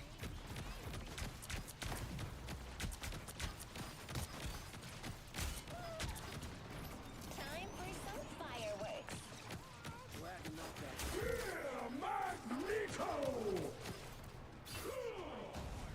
Way to go! That vehicle is here from trouble. Mine's in place. Systems restoring. They really not pushing? Like, I'm just chilling right now.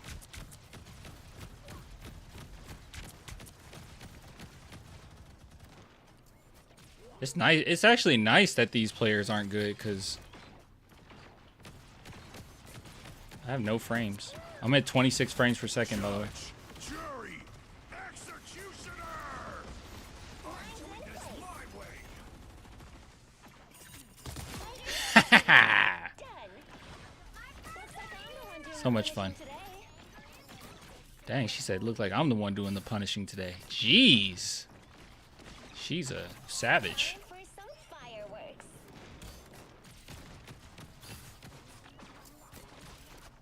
Hey, who? Get away from that. Get away from that, you trick. No. No, get away from her. Time for some fireworks. I hate you. Oh, they didn't destroy it. What am I doing?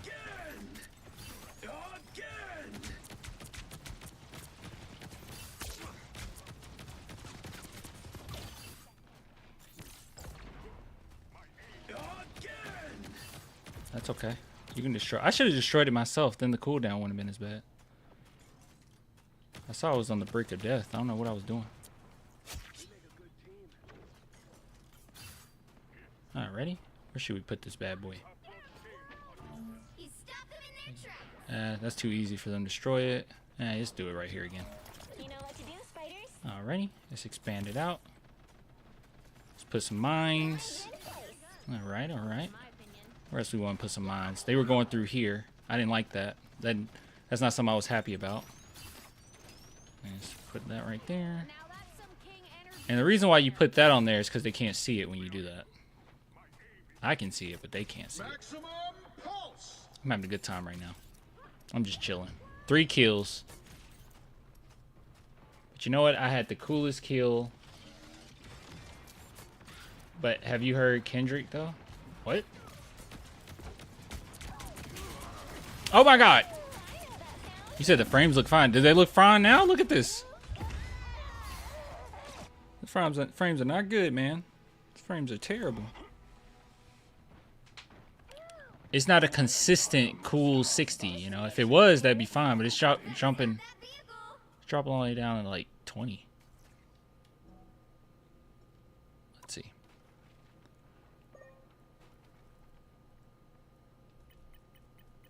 Let's do 53.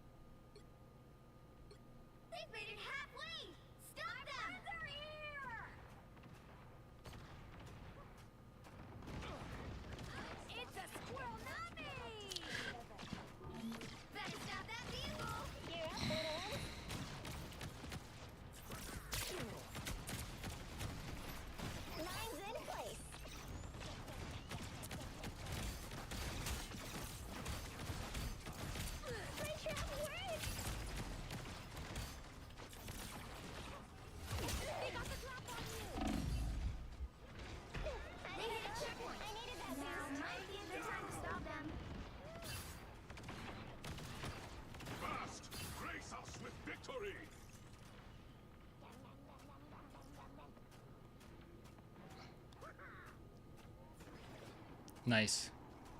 Good job, team. Lord knows I'm not doing anything. I'm just a distraction right now. Oh, I can at least kill. No, we're not doing that. I'm gonna do something with my terrible frames. I'm gonna do something. No!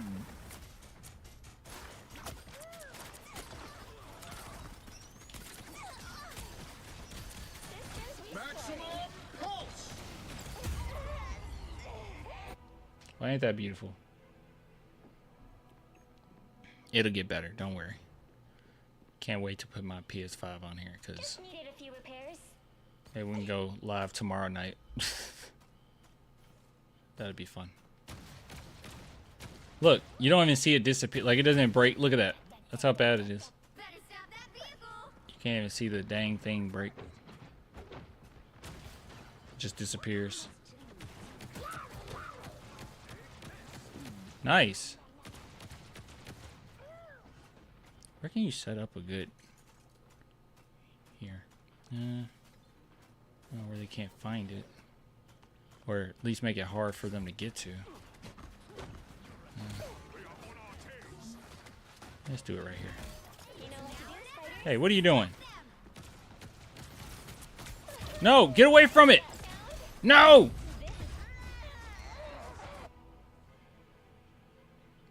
Alright, time for me to bring out the heavy guns. You know what I mean?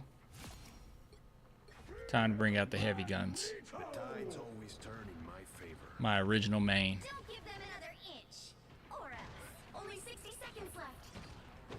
Oh god, dude. Alright team, alright team, alright team, alright team, alright team. I'm going in. Well.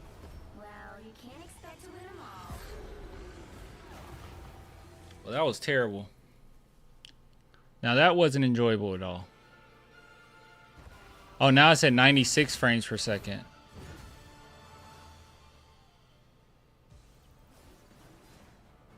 Alright, I'm gonna get off. I'll upload some of the videos from this stream.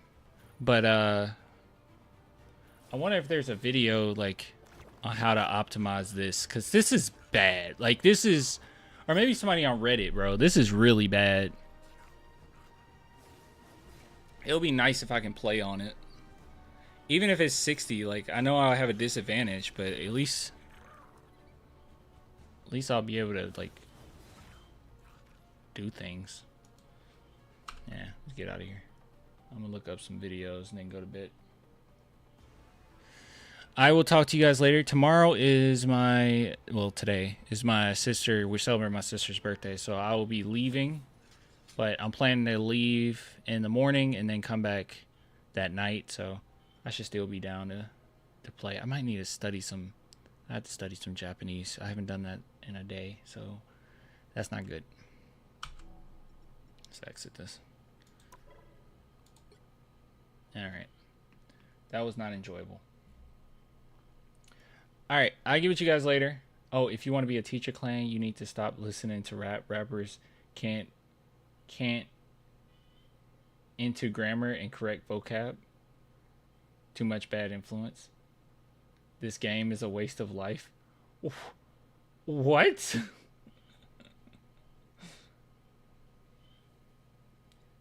Happy birthday. Thanks, man. I'll tell her. Yeah, I don't know what to tell you, man. Hip hop's awesome. Let's see.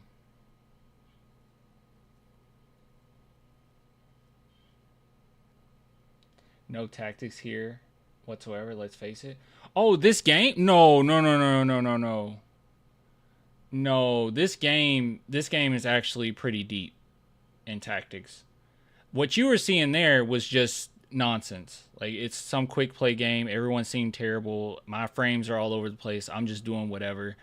But no, when you're actually in a game, bro, I'm in it. Like, it's going to be hard for me to even talk to you guys. Here, let me see if I can, I'm going to show you some clips. I have to mute it because I think I have copyrighted music on it. But you can see some of the big plays that I made. This game is so much fun. But no, there's definitely tactics, especially if you go against a really good team. You need to counteract what they're doing. So it's not just a spam fest. No. If you go into the game, it's just like Overwatch. If you go into the game just spam festing, you know, you just go in and just like spam your ult, you're not gonna win. You have to have some type of team synergy, and you need to be playing your role. In competition, it's much different. Now sometimes you get some like crazy people with like that don't know what they're doing, but there's definitely a lot of depth to it. You should look up there's a YouTuber. I got you. This is a professional gaming coach, and he does a really great job. His videos are very entertaining. Hold on, let me see if I can show you. Where is he? Is this him? Is it popping with Loft? No, yeah, it is him. It's this guy. This guy is really great. The channel, so check it out if you sub-main those roles. The first step to get out of bronze is picking a character that you want to play the most. Do not try to pick characters based off. So, anyways, this guy right here, you should definitely subscribe to him. Popping off with Lofton, and he's a current coach. I think he was a coach for League of Legends. But yeah, he breaks down like each strategy and how you should approach the game when you go into them. And every single character have a lot to them. Like when I originally saw the trailer for this Rivals stuff, I was like, oh, this looks like garbage. Like this is going to last a week. It's going to be trash. And then when I played it, I was like, okay, this reminds me of Overwatch, but a little bit more chaotic and a little bit more depth as far as each character is concerned. It's super creative. It's a great game. Yeah, it's a lot of fun. And it's definitely, it's similar to Overwatch. It's definitely a different vibe when you're playing it versus when you're watching it. But once you start playing it and then you watch someone play it, you can see that it's not just nonsense. Okay, so maybe it's about first impressions. Yeah, it's definitely just first impression stuff, man. Like each character has so much to their kits. Like for instance, Groot. Like this character, you can box people in, and really mess them up. So he has a wall that if he puts it up, in any you or your allies, if you're attacking an enemy, your wall will give you extra health. So here's, him putting up that wall. He's doing like a different type of angle. But this wall will give you extra health if you're attacking your enemy or the enemies, right? Or if an ally is attacking them. And then his other walls, like this wall, if you're attacking someone and they're near it, the vines will come out and begin to hit them. So you could combine your ult with this wall, where his ult, he causes you to stick to it, and it gives you like little chip damage. But if you stick it to your wall, it's giving them that chip damage while the vines are also attacking them. It's kind of ridiculous. Like, this is just one character that's designed so creatively. It's kind of OP. Let's see. And then I like Penny a lot. But once I'm playing on my PC, if I do that tomorrow or Sunday night, I can show you some stuff. But I really enjoy playing.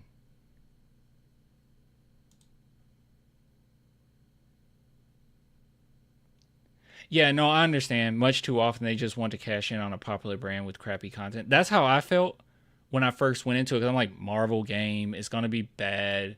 Marvel just keep making bad games. I'm not even that much of a Marvel fan. But the game has so much depth and each character is so unique and so much fun, till it got to a point where I'm enjoying playing with Captain America, and I don't even like Captain America like as a character, but I love him in this game. And then you're playing with characters that you don't know anything about, like Jeff the Shark. Don't know a lot about Penny Parker, Adam Warlock, like just certain characters that you don't know a lot about. Squirrel Girl, like I didn't know who that was. Oh my god! Trying my best not to get copyrighted. Oh, you couldn't hear that anyway. I got my desktop off. But yeah, like a few of these clips. So I didn't show the whole thing here, but basically I was waiting because too many people like just dive straight into battle. So they're pushing a cart right here, and I was hiding behind this wall for, well, you can't see the wall. I was hiding behind this wall for a while, and then I was waiting for my allies to come back. And I needed them, they don't know this because it's a literal like rank random match, but I needed them to be somewhat of a distraction so I can use my ult. And once I use my ult, it gives me extra health, and I can just plow through the enemy after using it. So it was pretty strategic. I also tried to see if they were going to use any of their ults so they couldn't stop me. And Namor had just dropped down his, so I was able to combat it. So I came in, and this shield is crazy because it will, it's like a projectile. So anything that you shoot at it will bounce off of it. This guy, I don't know what he was thinking. He's on a turret, and he actually thought he would be able to kill me that way. So I just kept my shield up, and obviously you can see what happens. So I'm like, yeah, go ahead and hit it. Kill him and Squirrel Girl. Went over here, took care of the Loki clone. And this was just easy. You can see my health is like super high the whole time. So they didn't have a chance.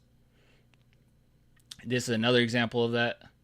So this guy is on a turret. He was shooting at our team. And I started getting hit by Scarlet Witch. And I didn't want to just dive straight in. I want to get him off guard. So I hid behind this part right here. And my role is to be a diver. So sorry, I'm like probably I'm sorry, I'm like really like into this right now. I'm gonna explain this and then I'll get off. No one cares, I know, but I care. I find it fun. So I'm a diver. My whole job here is to get rid of the squishies. So the people that don't have that much health to them, and it's to disrupt their team, destroy their back lines while my team continues to push. So I don't know what this Doctor Strange was doing because I just walked straight past him. And I went straight for the Punisher. And I was like, yep, I got this one won. And then he just tries to run. I get a health pack. And I just know this is over. Like, you're done. You're done, buddy. You're done. He's trying to escape. He dropped a smoke grenade. It's not good enough. This is really cool. Like I said, the shield is projectile. And one of the nastiest ults in this game is Iron Man. So I'm with my team. And I see that the Iron Man is getting ready to attack us. He does his ult, and I literally projectile it onto a building. So I'm like, nah, protecting my whole team there. We won that match. This is just one where Scarlet Witch is trying to do her ult. My team is right underneath there. Took care of her, jumped up, took care of her, saved my team. This looks like a lot of nonsense because there is a lot of nonsense going on. I'm not going to explain everything that just happened there, but I just jumped out of that. Here's one where I just had to clean up this whole thing. So, like, what a lot of people do is they'll take a tank. One thing that people will do if they don't know what they're doing is they'll take a tank like this, right, and go after another tank or go after just whoever's in their way. And that's not really smart because I don't give that much damage being a tank. Like, tanks are just characters that have a lot of health, but they don't necessarily give off a lot of damage, right? You have to be pretty creative with how you take people down. And they also have a team up. I should probably mention this. They also have a team up ability as well. Each character, and this is where it makes it better than Overwatch, is that if you team up with, for instance, Captain America, if he teams up with Thor and we were on the same team, then I would get an upgrade. Like, I would have a special ability that I can use. And all the characters have someone they can team up with, which is pretty cool. But yeah, so you can see here, I go after the squishies. So I'm ignoring the tank fully. So this is a healer. Took her out. And then that's Bruce Banner. I don't want him to turn into Hulk. So I took him out. And then I started fighting him. And then I ended up taking out a Moon Knight, but I didn't show that. And this is just funny. I just ran into another Captain America, and then we just battled it out. But here I actually have that ability I told you. So Thor's on my team, so he really had no chance. So you can see I activated it. When did I activate it? Activated right here. He had no shot. Yeah, he had no shot. And this is cool. So Scarlet Witch is giving us some issues. I'm trying to attack her. I can't get to her, but I can throw my shield. And it's a long cooldown, but I can throw my shield. So I bounce it off the tree to get her. Bop. And here's another example. So this is a prime example. We're in overtime. I can't get off the point. If I get off the point, there's a chance that we can lose it, right? So you have to stay on it when it's at overtime. It's 99%, 99%. Whoever is last one standing basically is going to win this one. So I help my Thor out and attack the Hulk. I see they have a Groot there, but I don't want to just sit here and attack him because there's a squishy right here. So I'm like, nope. Look, I threw a shield at him. I'm just trying to get out of his way. I take out the Bruce Banner. I'm like, okay, who else? Who else is a squishy? All right, they got a sight lock. Take care of that squishy. Anybody left? Anybody else? No? And then I take out the Groot. And I think after that I took out a Mantis. But yeah, it's fun. It's actually fun. It's not just like, I know when you watch it, like if I didn't tell you any of that, you would just be like, this is just a bunch of nonsense, all this crap on the screen. What the heck is this, you know? Like, it's just random. But it's not random. You gotta go into it with a certain mindset. Now right here I didn't have to attack the clone, but yeah. You gotta play your role. Too many people come in here though, and they think that they have main character syndrome, where they're like, oh, I can just attack the whole team. You have to play as a team. You gotta look at what your team doing. Like, for instance, if my team was in trouble, and I saw that they were in trouble, and they had their own diver they were working with, I might back up and help them with that, you know. But like right here, I'm trying to clear the way so my team can keep pushing. Like, you're constantly doing this. But yeah, squishies. Get that out of here. Yeah, the whole thing's like this. I wonder if I have any other clips. I don't think I do.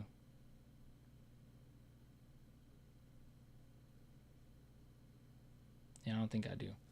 But yeah, so it makes sense. So yeah, like, that's the funny thing. If I didn't say anything, yeah, this looks like nonsense. It looks like, oh, you're just throwing punches. It's like, no, I'm aiming. This is people I'm going for. And this was another overtime situation. So if I'm off the point, we lose. And it shows you like a little icon up here. How many of your people are on the point versus theirs. They got 4, and it's literally just me. And I think someone showed up. Yeah, then it's 2 of us. Thor showed up. Yeah, that's how you do it.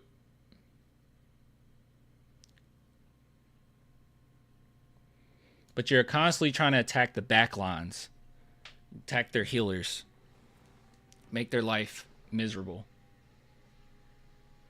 That's cool. A basketball element to it all. Yeah, it's all teamwork. It's all teamwork. It doesn't seem like it from first glance, but I promise you it is all teamwork. Hold on, let me see if I can show you. See, now I'm geeking out. I got to get off, but hold on. All right, Wolves gameplay. Let's see if someone drops something cool on here.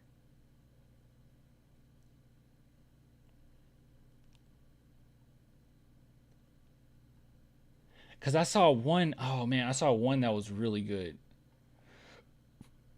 And it didn't show, it was perfect teamwork actually. Hold on. If I can show you this clip, I can get off. The overtime idea is pretty refreshing. Yeah, well, Overwatch had it. Let's see. Let's do Jeff and Scarlet Witch. Hopefully they have that clip. It's a clip that's crazy. Oh no, was it? Yeah, it was Scarlet Witch. Oh gosh. Please tell me someone posted it on Twitter. I think I saw it on TikTok. Rest in peace, TikTok.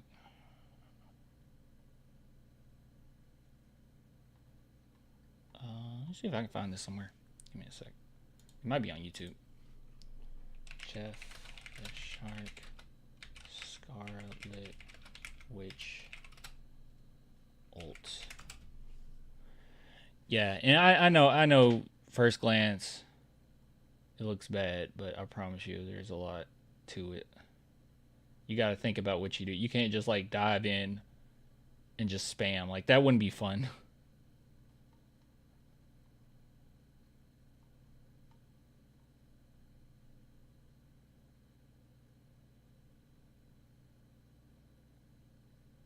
Here's it. Here it is.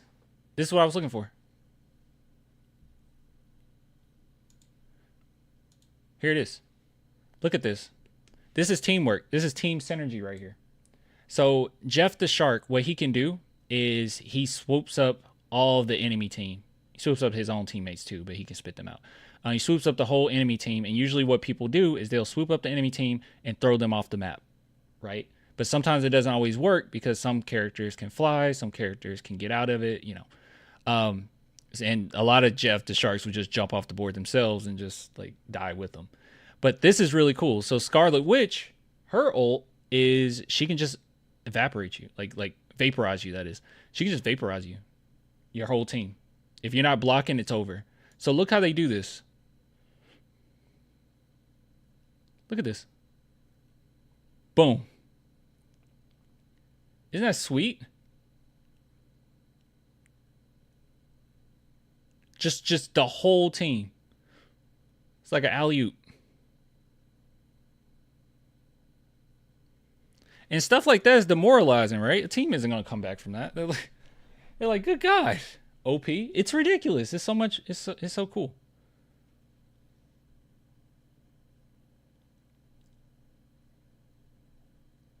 Trying to see if there's another one that's pretty cool. And here's another thing. Freaking Doctor Strange portal. Let's do ult. Doctor Strange has a portal that he can open up, right? Cooldown is crazy on it. All right, the cooldown is absolutely crazy on it. But you can do a lot of creative things with that. So you know about Scarlet Witch, right? I just told you about her.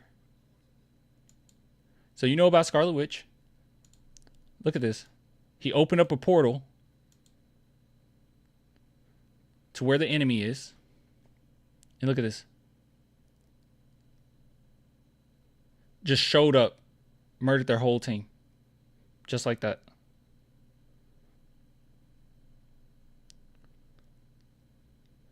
And something else I've seen people do is open up a portal and then have Punisher shoot through the portal, which is interesting. Oh, and this is insane. Okay, this is literally the last one I'll show you, okay? This is literally insane. Look at this save. Oh no, you're about to see something crazy. You think that was cool. This is probably one of the coolest clips. Look at this. Save the team with a portal, bro. Look. This Jeff swipes up the team, and look at and this is Doctor Strange perspective. Look at this. Saved the whole team and jumped right back into battle. Is that not insane? You can see it again. Right where he was throwing them. Saved them, and they jumped right back in. Like, all right, bet. Let's go. That's crazy. I don't know how he timed it that perfect, to be honest with you. His team probably told him that Jeff has an ult. This has so much potential in the esports realm, because one thing that they've done is, while every character is unique and kind of OP in their own right if you're really good, instead of them just nerfing everybody and changing everything and trying to balance it perfectly, because you can't balance a hero shooter really, they've made it where if you get to a certain rank, you just ban certain characters. So like each team gets to choose 2 characters they want to ban, and by doing that, you make it more fair, right? Because you can ban 2 characters, the other team can ban 2 characters, and they're like, I don't want to deal with that. I don't want to deal with that character. I think they're too OP, and we don't have to deal with them for that match. So it forces players to be able to be versatile with a lot of other people and not be able to just pick one character all the time that, you know, they're great with. Like, I hear Captain America gets banned quite often. So if I ever get to that level, then you know, I have to play with other characters. But that's cool.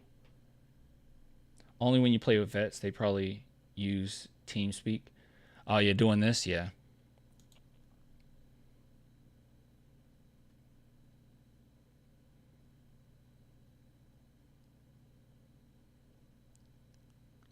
Thor triple clutch. What does that mean?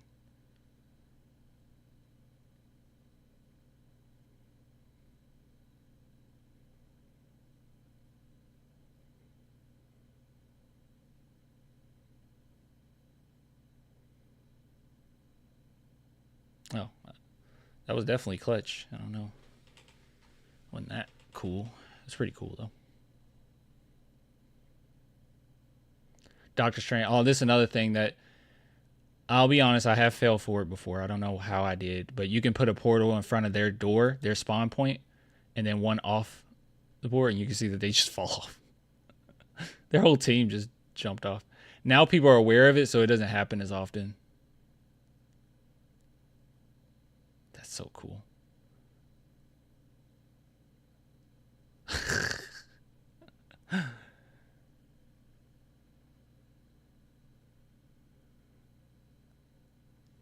Oh, here's another one. I like this one. I've seen this one.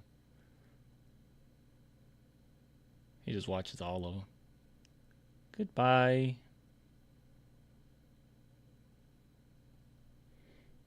I've seen Doctor Strange put a portal underneath someone. Like some Looney Tunes stuff. I need to and Luna gets banned a lot too, from what I heard. This is funny. He said, I think we're winning. I need to play with Luna Snow. I haven't really played with her. But yeah. Maps look neat. Yeah, and it's not that many of them, but I swear, dude, it has not gotten old. And I've played many of matches now. They do not get old, because it's always something new that happens, you know? Yeah. Yeah, you're right. I need to go to sleep. Happy to show you. Hopefully I convince you somewhat to go watch or go play it. Because it is fun. And it's not nonsense. I wouldn't have fun if it was just nonsense spam. But it looks like nonsense spam. It looks like a bad game. I promise it's fun. I will get with you guys later. I'll see you either Saturday night or Sunday night. We'll figure that out because I do want a game on an actual nice frame per second. So we'll see if it actually streams nicely.